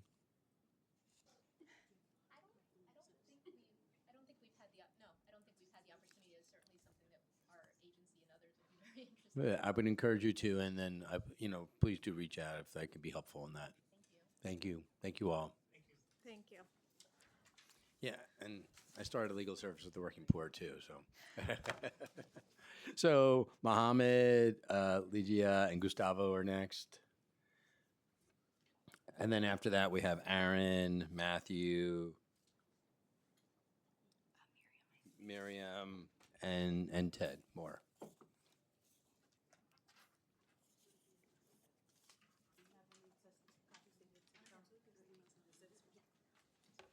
Okay, whoever's ready to go. Go, Mohammed. You go. I have to open my computer. All right. I'll take a minute. Good afternoon, Chair Epstein and members of the committee. I'm Mohammed Atiyah. I'm the co-director of the Street Vendor Project at the Urban Justice Center. Thank you for the opportunity to testify today. So glad that we don't have the timer so I can get my 10 minutes. No. It's not going to work? Okay. The Street Vendor Project is a membership. I'm timing you right here now. So. All right, sir. Thank you. For all your colleagues behind you, I'm timing you. All right. The Street Vendor Project is a membership-based organization with more than 3,300 members. We strive to support street vendors across the 5 boroughs. by providing direct services such as small business consultations, legal representation, and access to a wide variety of resources. We also organize to build power to the vendor community across the city and ensure that their voices are heard and they have a seat at the table at the end of the day. Vast majority of our members are immigrants who hail from across the globe. Given the diversity of our membership, our services are offered in 7 different languages: Arabic, Bangla, English, French, Mandarin, Spanish, and Wolof, thanks to the diversity of our small team. We respectfully request that the Council considers our funding applications for this fiscal year, since SVP is almost the only entity providing education, outreach, and small business services to the street vendor community in New York City. Street vendors are non-traditional workers running the smallest businesses in our city, and they need the city's support to thrive. Earlier this year, the City Council passed a historic landmark package of legislations, including Local Law 54 for the year 2026, that will create a total of 21,500 new licenses for street vendors. 11,000 of these licenses will go to food vendors as supervisory licenses, a system that is still new to the vendors community. That has created a lot of confusion with the existing system that has been in place for decades. 10,500 of these new licenses will be offered to merchandise vendors as general vendor licenses, a substantial change to a 47-year-old law that a lot of vendors don't know about. We respectfully request that the City Council prioritize creating a new initiative of $5 million to ensure sufficient resources to all non-traditional workers across our city. Street vendors, delivery workers, laundry workers, and many others need support from the city to make sure that they are aware of the new systems, protections, and laws that the city has created. The laws and reforms are as good as they are followed, and we have to do our part to ensure workers are aware of the reforms taking place so they can benefit from them. We also urge the City Council to ensure that there is adequate funding to the Department of Consumer and Worker Protection this coming fiscal year so they have Time the has expired. capacity. Thank you. So they have the capacity needed to implement the local law. Looking forward to the next steps with the council. Thank you so much, Chair. Thank you. Good afternoon, Chair Epstein and members of the commitment. My name is Gustavo Che. I'm a co-founder of Los Delibristas Unidos and worker organizer with the Worker Justice Project. And thank you for the opportunity to testify in today. So I'm here today to speak about 3 important issues that we are calling the council to significantly invest in DCWP capacity to include and double his budget on 135 million in ending 400 inspector, investigators, and illegal staff. Second, we are here for asking for 5 million to fund workers' right organizing and education initiative. Third, we urging the city council to close loopholes in local law 1332, including expanding the definition in the activation and cover workers who temporarily lack out on limited in hours. Are strict restriction on offer job and punishment by apps who once prioritize their profit and not our safety. Over the past 5 years, Los Delibristas Unidos and the Worker Justice Project, we have fight and won 10 historic labor protection for more than 80,000 delivery base app delivery workers. This including landmarks that a standard of 20.44 per hour and the just cause protection that taking effect next year and pay transparency law. We are proud to have partnership with the DC City Council to pass this law, but our focus must be making sure these are fully enforced. At the time when the federal government was cut funds on critical agencies in New York City was a step up in passing historic labor protection for workers like the libristas. Now we must ensure to that the city agency to really have the resource to enforce these rights. We are asking for 39 million for DCWP on the budget FY 27. So this has the staff to funding this need to protect workers and make sure the labor rights was fight for we are truly enforced.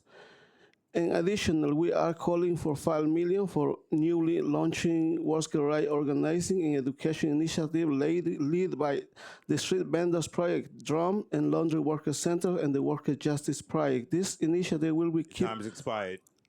Will we keep will we keep their rights will we keep workers know their rights and empowered by speaking out and organizing?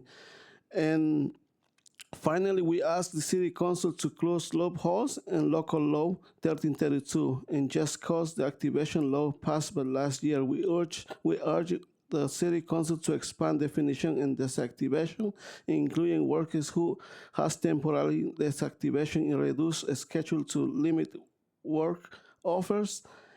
This investing will be changed a lot and help hardworking New Yorkers live and work with dignity. Thanks again. Well, thank you so much for the opportunity to testify. I wanted to say first, thank you so much for championing many of our deliverista laws that we have in place right now. I think this amazing committee has been very supportive, and we're super excited to be able to work together with the agency. And I also want to say thank you so much for highlighting the role of worker organizations in the co-enforcement. This past year, we have been working very closely with DCWP to build a co-enforcement model that is a true close partnership with worker organizations. And you highlighted something clear. We have a federal government that is terrorizing our communities, creating fear for workers coming forward to stand up for their labor rights. Now more than ever, the role of community organizations like Workers' Justice, the street vendors, is so critical to make sure that workers not only know their rights, feel they can trust our city government, and making sure that they can continue to organize. And we strongly support that and agree that DCWP's budget needs to be doubled. And they need double amount of staff. There is numbers of probably more than $100 million that really that's the agency what it needs. But we're also calling for the city council to fund worker organizations, because at the end of the day, it is us who are going to be on the streets, on the field, building trust, making sure workers have the power and are accompanied in the organizing process. But also I'm here to advocate. I want to say while we're so thankful that we passed a strong just cause protection for app delivery workers, unfortunately the apps managed to leave a huge loophole in 1332, which is the just cause protection. Right now, the law only protects workers who are permanently deactivating, leaving the door open for app delivery companies like Uber, DoorDash to use temporary deactivation, use limitation of their scheduling and the number of offerings as a main punishment when deliveristas cannot deliver on unrealistic timeframes. We're hoping to pass further legislation to close those loopholes, and also we're asking for the support to make sure that some of our key funding priorities are also funded. One of them is 4.9 for our Day Labor Workforce Initiative that funds a lot of our workforce and workers' rights initiative throughout the city. So I'm going to end it there, and I just wanted to say thank you so much for being our champion, for standing with deliveristas, and we're looking forward to keep working very closely with City Council this year. Thank you all for all your work, and I appreciate it, and for your continued commitment to workers of New York City. Thank you. The next panel, Aaron, Ted, Matthew, and Miriam.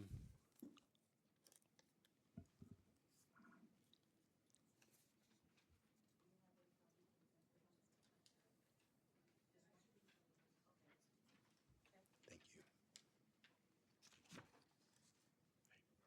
How you doing? You too. That's fine. Whatever order you guys want to go. Want to go? Is this on? Okay.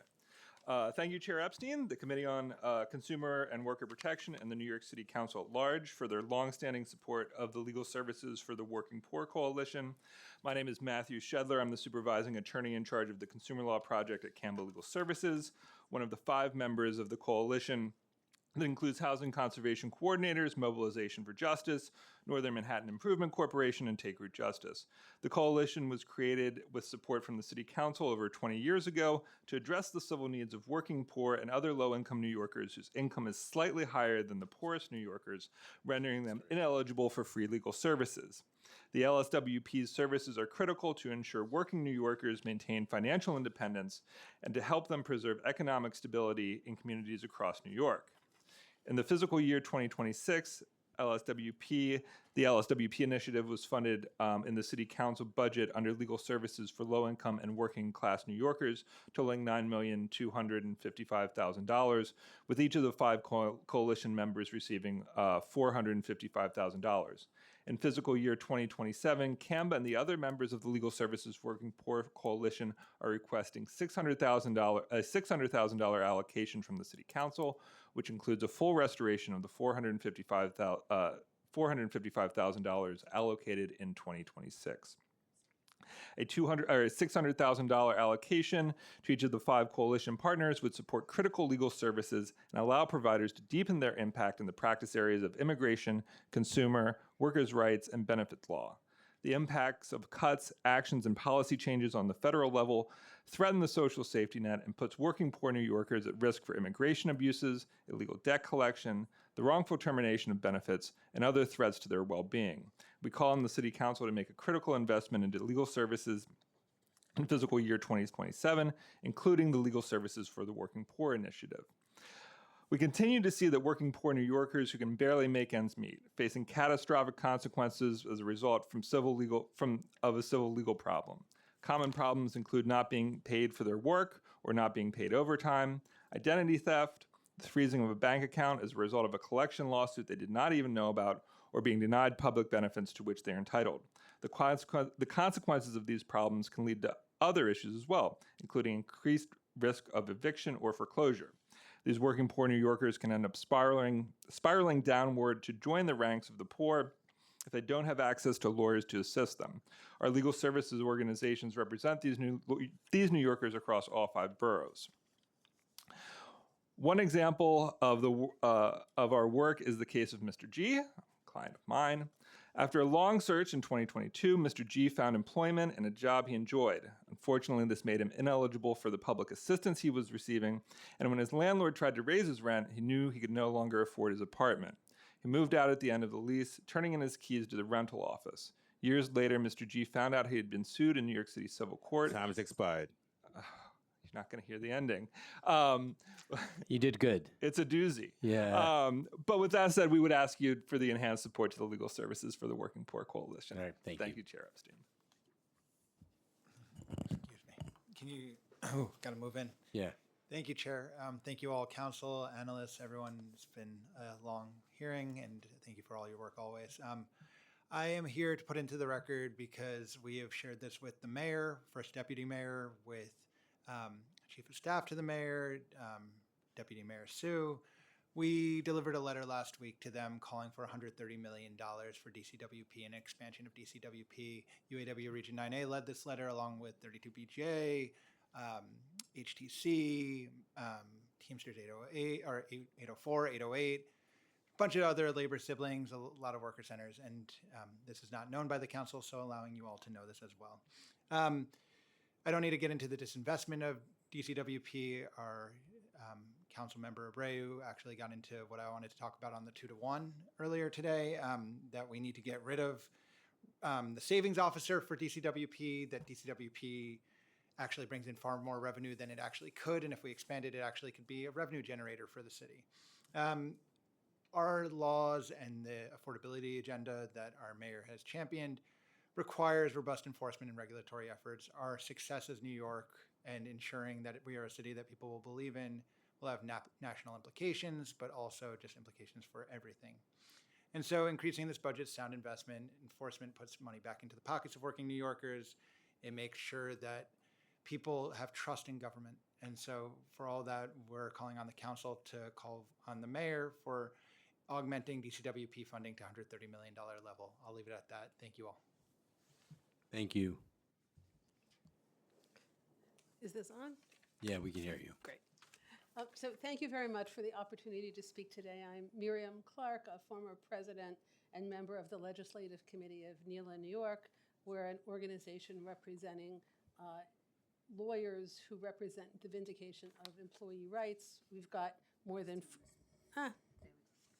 thank you, 450 members in the state of New York, many of whom practice in the city. So I submit this testimony on behalf of NELA, New York, to call on the administration and city council to fully invest in the Department of Consumer and Worker Protection to ensure that it is able to fulfill its crucial mission of protecting city workers, especially the most vulnerable. So one piece of new legislation that I haven't heard talked about today is the new right to prenatal leave law, which is an incredible advancement, probably unique in the country. But a 6-month backlog and an 18-month investigation period renders that law virtually meaningless. So if I got fired because I went to my OBGYN appointment while I was pregnant, my child is a year and a half old by the time there's been any redress. I've long lost that job. Same thing is true, by the way, with ESTA, another law that I didn't hear too much talk about. If someone has been fired or they had to go to work sick, 6 months later, 18 months later, the law becomes meaningless, which is so frustrating when we know that city council and advocates have worked so hard to pass these laws. So I'm not going to go over the data because you've heard it from the department itself.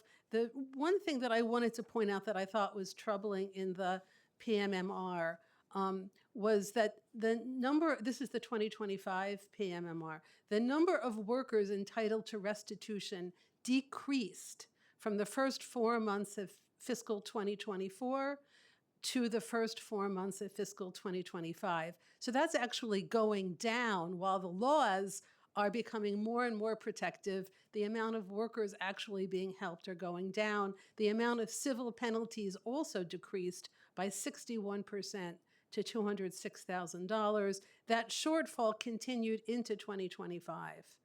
So while the department has been, I think, rightfully hailed as small but mighty in the press, it is not staffed by miracle workers.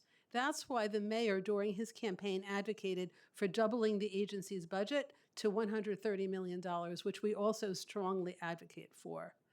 We recognize that in light of federal cuts, difficult choices must be made, but they should not be made on the backs of pregnant women who are afraid they're going to be fired because they went to their OBGYN appointment, or New Yorkers who have to come to work sick because they're going to get fired otherwise. So we therefore urge the administration and city council to adequately fund the DCWP at the $130 million level. And Your time has expired. one sentence. We urge the council to consider requiring that the civil penalties collected by DCWP stay with DCWP and not go back into the whole city budget. Thank you. Yeah, thank you. And that last one, it's a tough one for the city, but I appreciate not wanting that money to roll back in and encourage the work of the DCWP. So thank you, and thank you for all advocating for increase in funding, and encourage the Legal Services Working Board to try to talk about baselining that funding, because I think that might be a long-term really helpful plan. And thank you all. Thank you. And Bobby Desai and Kamara Jackson are our next panel.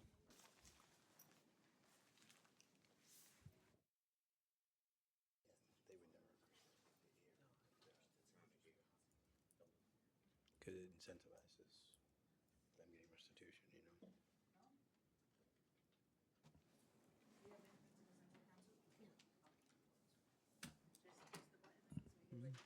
Maybe. Thank you. Go ahead. Good afternoon, Chair Epstein and members of the committee. My name is Kamara Jackson. I am the CEO of Elite Learners, Inc., Thank you for allowing me the opportunity to testify. Elite Learners, Inc. is a New York City based, community based organization with a strong presence in Brooklyn and partnerships that allow us to support families across multiple boroughs. I don't know if Councilmember Banks is still on, but we have 2 storefronts in his district, so very proud to be here. Through our community programming, including our housing work with homeowners, we regularly assist residents facing fraud and deed theft. Deed theft is one of the most devastating forms of consumer fraud affecting New York City homeowners.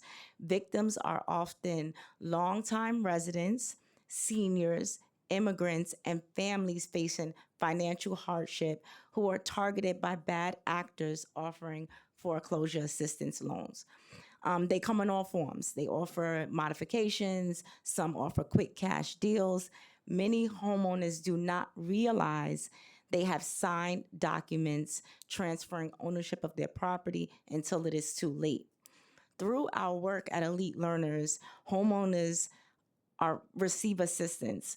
We're able to connect with them. We're able to navigate the process required to challenge deed theft transfers. That often includes coordinating with the Department of Finance, the district attorney when fraud is suspected, and helping families gather documentation to pursue legal action for their homes. This is the work we do on a daily basis. We help families preserve homes that represent decades of work and generational stability. It is through our work we are asking for support through our speakers' requests and discretionary funding to continue. Prevention is just important. Elite Learners also conducts proactive outreach to community where homeowners are most vulnerable to predatory actors. We help residents recognize warning signs of deed theft, review suspicious documents, and connect with trusted legal counsel before doing anything. For these reasons, we encourage the council to ramp up efforts to protect homeowners. Ensure residents in your district have access to trusted people, nonprofit organizations, and during and before deed theft occurs. We are happy to be a resource. Again, Elite Learners Inc., thank you so much for having me. Good afternoon, Chair Epstein. My name is Betavi Desai. I'm the Executive Director of the New York Taxi Workers Alliance. We speak in full support of DCWP's request for a proper budget. Last year, and again this year, as we had to override the veto, we won a historic bill, which was the result of the work of a phenomenal champion in Councilman Krishnan, and a lot of blood, sweat, and tears from our membership. We won the biggest, protections against unfair firings by Uber and Lyft. Uber and Lyft would be considered the largest employers in the city of New York. There are over 200,000 licensed TLC drivers in New York City. About 85% of them work just for these 2 companies. We serve collectively 1 million people every day. About 85% of that work is from Uber and Lyft dispatches. And, these companies have incredible power over the drivers. They're able to fire you with the click of a button. This is a workforce that spends $60,000 to $80,000 in investments on the vehicle. With the click of a button, when you're fired overnight, it means you're not only left jobless, incomeless, but you're left with a debt that can actually become generational poverty. And so when we're talking about the enforcement of this law in particular, it's not just about, the model bill on ending unfair firings. It is absolutely a measure to end poverty. And, I think that's the key thing here in so much of DCWP's work. Services, education, information, these are all critical. Representation is critical. These are all necessary protections for the working class and the poor. But we don't talk enough about how much poverty is created by corporate wrongdoing. Whether it's wage theft or unfair firings. And a robust DCWP, I see as not only a vehicle to right these wrongs, but it's absolutely a stop measure against increased poverty in our city. And so we need this agency to be properly funded. We need an end to the austerity budget, which has included, not only cutting services of the poor, but also giving corporations a free hand. And I think having a robust DCWP is really the anti-austerity budget. Lastly, I really just want to say to the council as a whole, we need to tax the rich. Like, all of this that we're talking about is critical money. We can't do it. We can't do it without having the courage and the vision to really make those who are wealthy, both individuals and corporations, finally pay their share, because the budget holes the mayor's talked about is still not enough. We need a bigger budget, and that can only come when all of New York pays its share, particularly those that can actually afford it. Thank you both. And but for Albany, we could do it. So we just need our state legislators, which I know fairly well about, to kind of put the resources in place and allow the city to have more control over our taxing power. So thank you, and thank you for the work that you've done and continue to do for drivers across the city. Commander, just one quick question: Do you guys get HOP funding for the work you're doing around? No, Yeah. Have you applied for state funding for the Attorney General for HOP funding, or not for HOP. Okay, all right. We All right. will. All right. Thank you both very much, and I appreciate your work. And next we have folks on Zoom. And Malat Seymour is the first person. You can unmute and begin. May begin.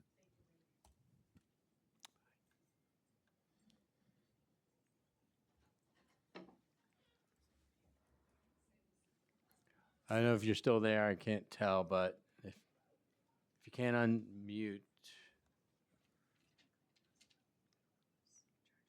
And next, we'll just, when you can, we can, but let's move to Zara Nasir. You may begin. Oh, hi. Sorry, just collecting all the things. Hey, everyone. Good morning, Chair and members of the Committee on Consumer and Worker Protection. Thank you for the opportunity to testify. My name is Zara. I'm the Executive Director of People's Plan NYC. We're a citywide coalition advancing a more just and equitable budget. I'm here today to speak about the Department of Consumer and Worker Protection and its role in holding corporate actors accountable as part of a broader campaign that we're running called Make 'em Pay, which is starting this year. Right now, New York City, in our estimation, is owed at least $1.5 billion in unpaid penalties from landlords and also some corporations whose violations harm worker, tenants, and small businesses. DCWP is responsible for enforcing some of the most important worker protection and consumer laws in our city, from wage theft and paid sick leave to unfair business practices. And it does a tremendous amount of work for what it costs. It's one of the best bargains in the city, but it's under-resourced. And when enforcement is weak, that means bad actors treat penalties as options, not just the cost of doing business. And so workers will lose wages, consumers are exploited, responsible businesses are also undercut. And so we're calling on the council to support our proposal and help push for the significant investments in DCWP. We echo other folks here who said, DCWP needs its budget doubled to $135 million. We need to add 400 inspectors, legal staff, and investigators. The department today also named that they need additional resources. And this is really about deterrence, fairness, and protecting New Yorkers. It's part of a broader shift that we're pushing for, which is real corporate accountability across agencies and collections. Our campaign is focusing on improving collections and imposing real consequences for bad actors. And we know that some of the most important and effective collection works happens at the agency level. The agencies have far better collection rates than even Department of Finance. And we really feel like corporations won't change their behavior unless there are real consequences. New Yorkers follow the rules every day. When they don't, they're penalized. Corporations should obviously follow the law too and face consequences that are proportional to the harm that they cause, especially when it harms and affects the health and safety and wages of New Yorkers. So we're proud to be joined in this campaign by over 40 organizations and unions, including folks who testified today, like Worker Justice Project, Brand Workers, and the Coalition for Domestic Workers, along with 10 and counting elected officials in New York City, council members, and we're obviously growing that number every day. We appreciate the council's partnership and look forward Your to time has working. expired. Thank you.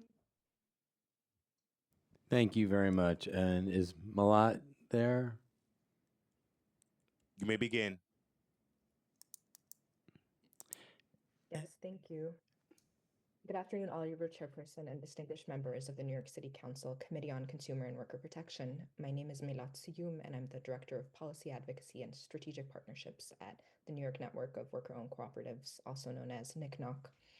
We are the member-led trade association representing worker cooperative businesses and democratic workplaces in New York City.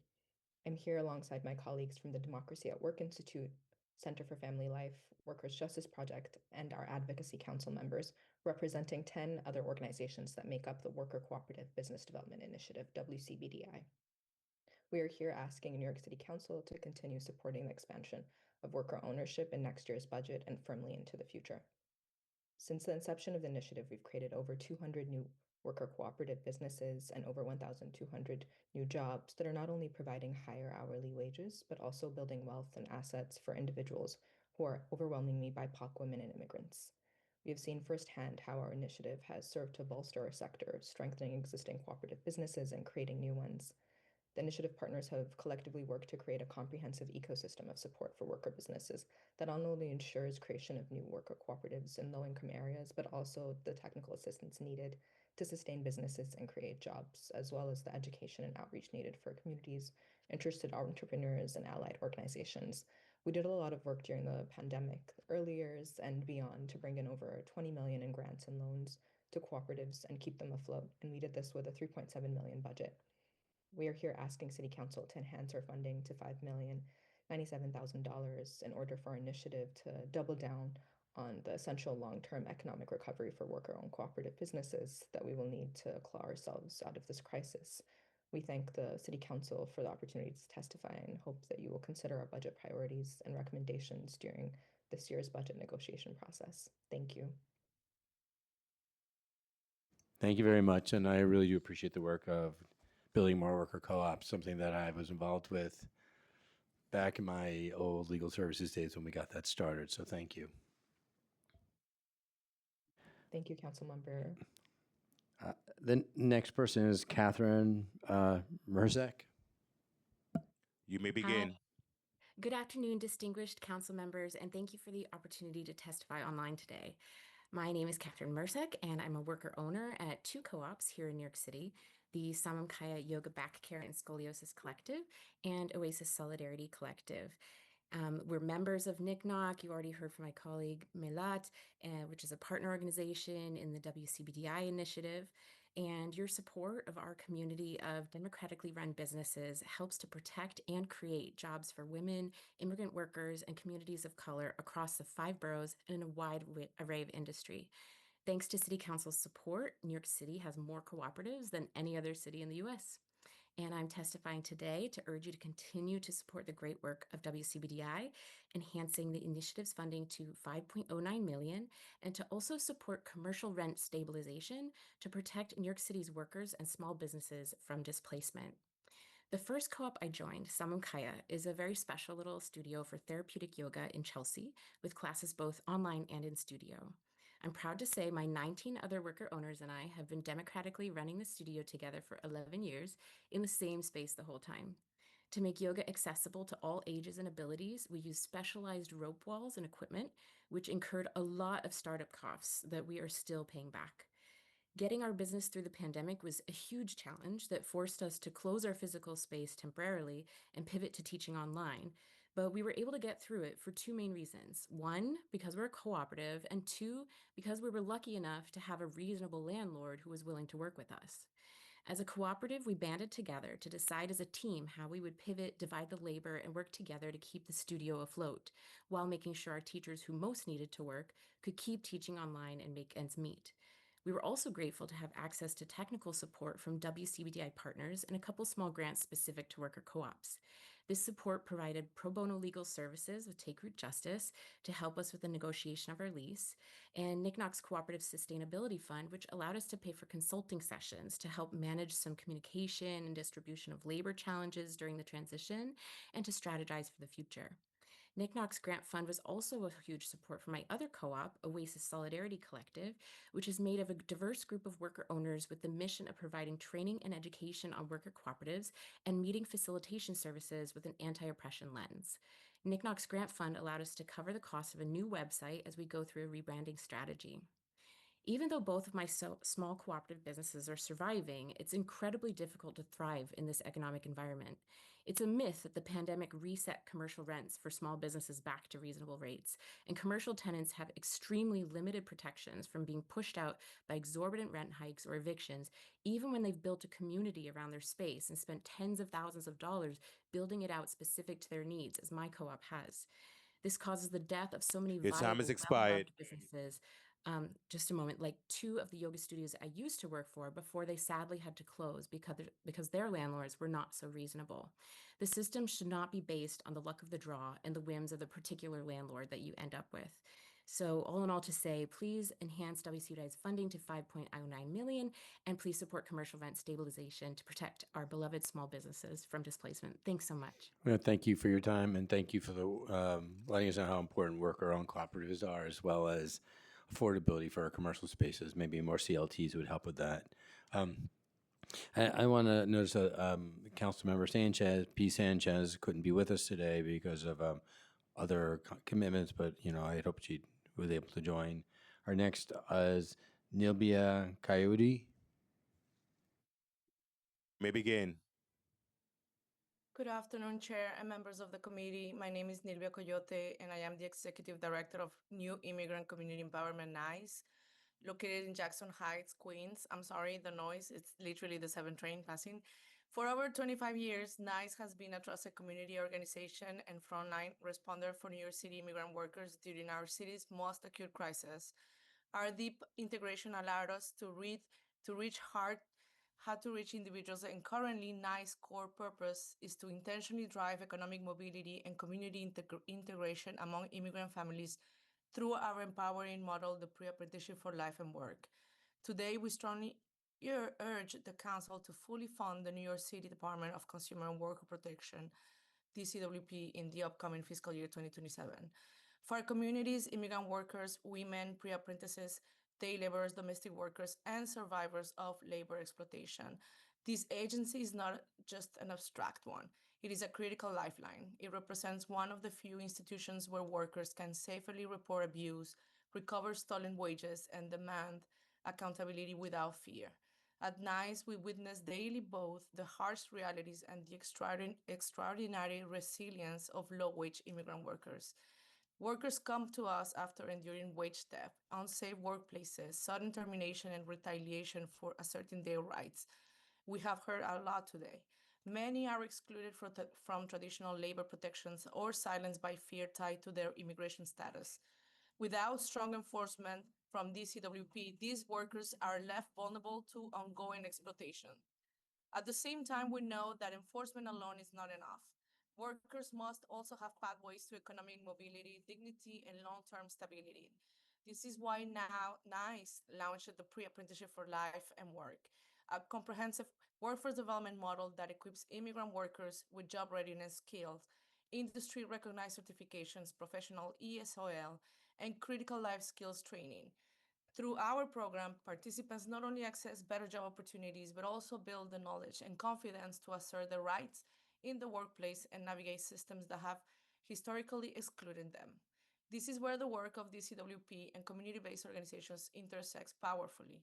When workers are informed, organized, and supported, and when there is a strong enforcement agency behind them, real accountability becomes possible. We have seen firsthand how DCWP's enforcement of laws can transform lives, but also recover millions of dollars in stolen wages, partnering with CBOs in co-enforcement, and a big etc. we heard today. At a time when immigrant communities are facing heightened economic instability, rising cost of living, and increasing fear driven by broader immigration enforcement, the city must not retreat from its responsibility. It must lead with courage. Protecting workers is not optional. It is essential to the health and future Your of time our has city. expired. Thank you. We respectfully call on the council to fully fund DCWP's enforcement and outreach programs and expand investments in CBO's worker protection and workforce development initiatives. Thank you for your leadership and the opportunity to testify. Thank you very much, and thank you for the work that NICE does, for New Yorkers all over the cities. Genesis Gonzalez. You may begin. Good afternoon, Chair Epstein and distinguished members of the New York City Council Committee on Consumer and Worker Protection. My name is Genesis Gonzalez, and I am an Assistant Director at the Center for Family Life in Sunset Park, a 48-year-old service organization dedicated to providing vital sources to low-income families in Brooklyn so they can thrive and build sustainable futures. I am here today to respectfully urge the New York City Council to continue supporting the Worker Cooperative Business Development Initiative by allocating $5.1 million in fiscal year 2027, including $675,000 for the Center for Family Life to continue helping low-income families develop cooperative businesses. With continued support from the New York City Council in fiscal 2027, the Center for Family Life will incubate a new worker cooperative in administrative services, creating pathways for young professionals to enter and compete in the service economy while advancing their careers. We will also provide 275 technical assistance services to existing worker cooperatives to help them address administrative challenges and remain operational. In addition, we will offer 20 training sessions in business administration, finance, marketing, and industry-specific skills, enabling 400 participants to strengthen their entrepreneurial knowledge. Through these efforts, we also aim to create at least 15 new jobs in cooperative businesses. These achievements would not be possible without the steadfast support of the New York City Council. On behalf of the Center for Family Life, thank you for your time, consideration, and commitment to economy equity. We respectfully ask for your continued support in fiscal year 2027. Thank you. Thank you. I appreciate you and appreciate the work of Center for Families Life, who I've worked with many times over the years. Zubin Soleimani. Hi, good afternoon. My name is Zubin Soleimani with the New York Taxi Workers Alliance. I'm a senior staff attorney and just wanted to really impress upon everybody here the need for full funding of DCWP's initiatives, especially with regard to the driver deactivation protections. So I think it's important to know just how crucial these protections are, because going beyond council built off of its success with fast food, but if you compare what happens to a for-hire vehicle driver when they're deactivated, it's not just a loss of income, it's ongoing significant debts, car payments, insurance that accumulate and cannot be paid off while they're out of work. So, I think this is the best driver deactivation protection framework in the country. It's the best one on paper, but it's only going to be as good as its enforcement.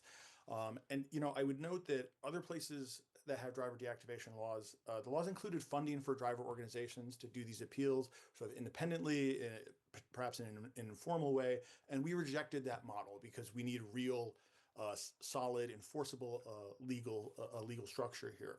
And I think there are two sides to this enforcement. There's the prosecution and investigation side, and then there's the larger framework which allows those prosecutions to be effective. The data reporting, the requirements that drivers receive notice in an adequate manner, and to make sure that the companies are doing those things.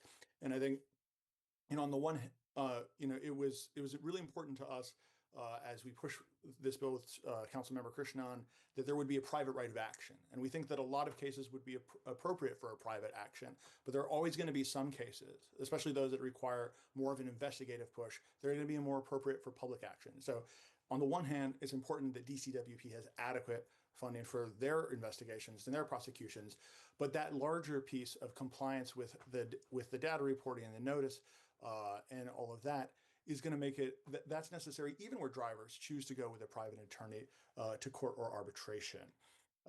So I think my experience, I've been here for a long time.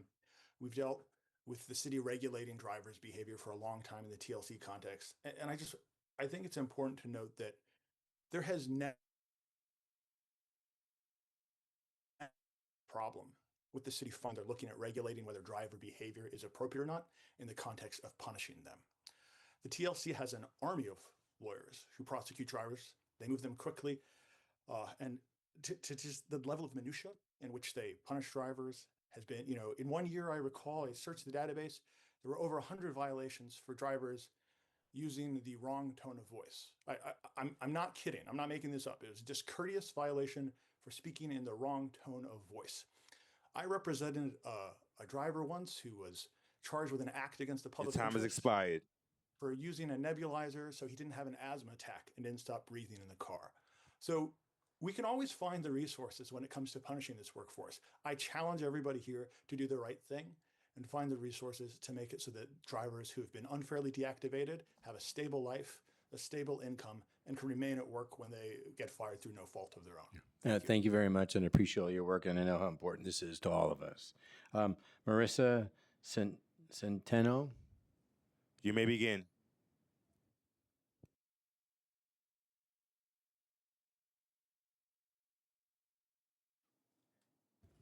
I don't know if Marissa's there, but we'll go to the next one. Christopher Leon Johnson.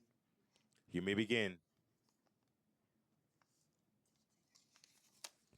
Oh, yeah. Hello. My name is Christopher Leon Johnson. Thank you, Chair Epstein, for having this pre-budget hearing committee.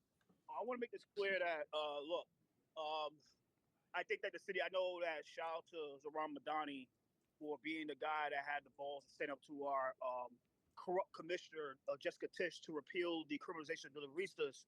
But he should have been repealed that on January 1st, 2026, when he got sworn in as mayor. The minutes after he rose his hand as mayor, he could have did that. We should wait 3 months to do this. But I will make this clear that I think that you, Mr. FC, need to step up to the plate and make it to where that, like the Worker Justice Project gets at least, like I say, $1 million to help out the guys and gals who are going to be laid off by Relay in the next week and a half on April 1st, 2026. What are these guys going to do after April 1st, 2026? Unless they go to Motor Click. I mean, that's my thing. But I'll make this clear that, look, what needs to start happening more is this need to be a thing of calling for the regulation of the apps. I supported the Barista Hub. I understand we can put it over the city. But if these guys are in a situation where they can still be deactivated, despite the fact that in the summertime, there's going to be unfair deactivation laws, and they can still be deactivated, not only for the Laristas, but for higher vehicles, putting hubs and taxi stands and all stuff does no justice at all. You have to, the city council, starting this committee, has to be more proactive when it comes to protecting worker rights.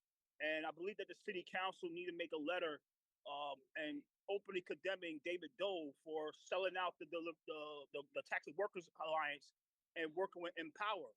And I'll make this clear that I'm going to condemn both Lydia Galapa and Mr. Ben Fernaz for not saying anything about Jessica Tisch.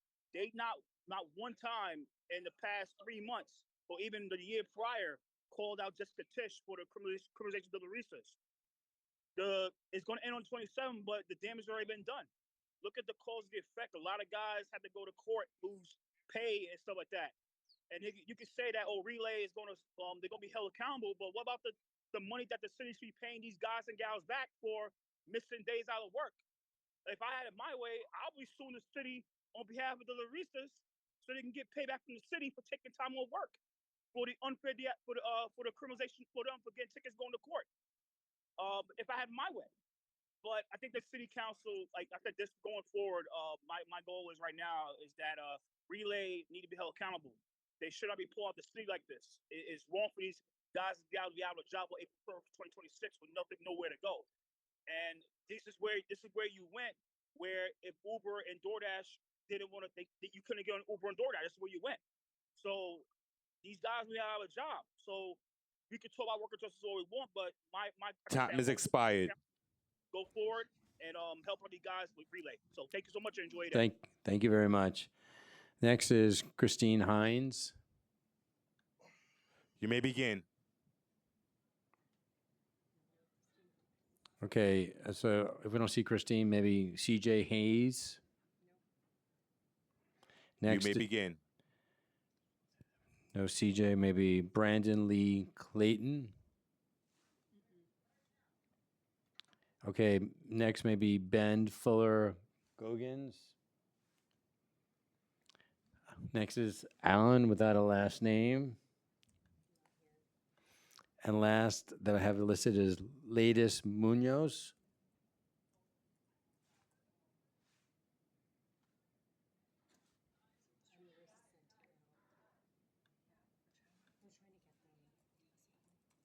All right, we're trying to figure out if we can get people unmuted. Just a reminder, if people haven't signed up to testify, we are close to the end of the hearing, so we need to know that you're testifying. If you haven't signed up and you wanted to, this is kind of the end of the game now.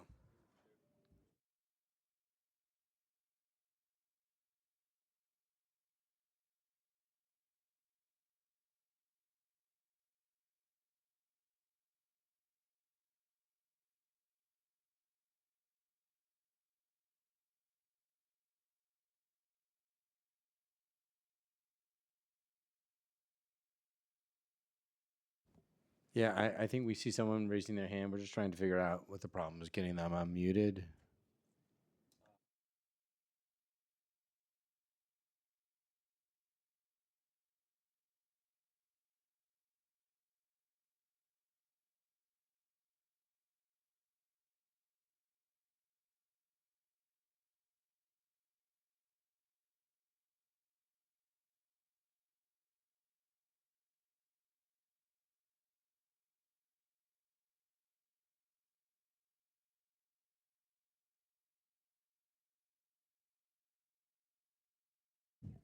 So the people who are trying to get unmuted, I think you need to accept being upgraded to a panelist, and then in theory you can be unmuted. So if you've been asked to be upgraded and you haven't done it yet. Okay, good. So latest, do you want to go first? Marissa? Oh, Marissa's first. Marissa, you ready? Yes. Okay, go ahead. Hello. Thank you to the members of the Committee on Consumer and Worker Protections for the opportunity to share my testimony. My name is Marissa Centino, and I'm with the National Domestic Workers Alliance. I'm here today to speak on behalf of the New York City Coalition for Domestic Work to urge the City Council to double the Department of Consumer and Worker Protection budget to $135 million to strengthen its enforcement capacity and hire 400 investigators and inspectors and legal staff. The NYC Coalition for Domestic Work represents nearly 250,000 nannies, house cleaners, and home care workers who provide essential care and support to New Yorkers. Our coalition comprises of Adhikar, Carroll Gardens Association, Damayan, Hand in Hand, Make the road. the Domestic Employer Network, La Colmena, and ourselves, the National Domestic Workers Alliance New York chapter. Organizations with membership throughout the 5 boroughs, domestic workers organized for decades to win fundamental rights like minimum wage, paid overtime, protections against discrimination and harassment, paid sick leave, amongst other rights. In fact, New York is the first state in the country to pass a domestic worker bill of rights. DCWP is responsible for enforcing some of those protections, such as paid sick leave. For a decade, organizations that are part of this coalition have built a strategic and effective partnership with DCWP and the Paid Care Division, dedicated to joint domestic worker outreach and education with accessible Know Your Rights materials and trainings. Rights are only useful if individuals are aware of them and can exercise them. To improve the working conditions of domestic workers, it's essential that we continue to expand our partnership with DCWP, especially given the current national political climate, and it's become even harder to reach immigrant workers, in particular domestic workers who work in isolated private homes and are more likely to fear coming forward and reporting labor rights abuses.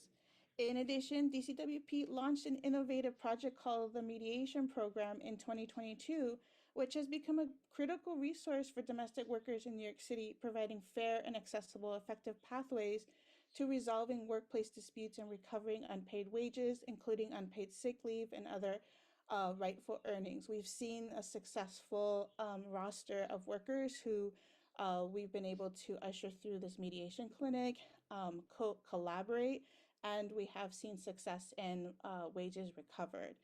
So through many domestic workers have effectively used this program to recover their wages and secure the benefits they're entitled to. It's important to build up the DCWP budget to maintain and grow enforcement programs, something we are very passionate about here at NDWA. And with increased funding, more domestic workers will be able to know their rights and employers comply with their obligations, access to remedies for labor violations, and use services like the mediation clinic. We have found DCWP and our collaboration to be very innovative, forward-thinking, and we plan to be collaborating. Your time is expired. Thank you. Thank you very much. I appreciate your testimony. Ladies, you're next. You may begin. Thank you. But my colleague Marisa Centeno just give the testimony, and thank you so much. All right. Thank you. Are there any other witnesses in person or online who want to testify? Seeing none, this hearing is adjourned.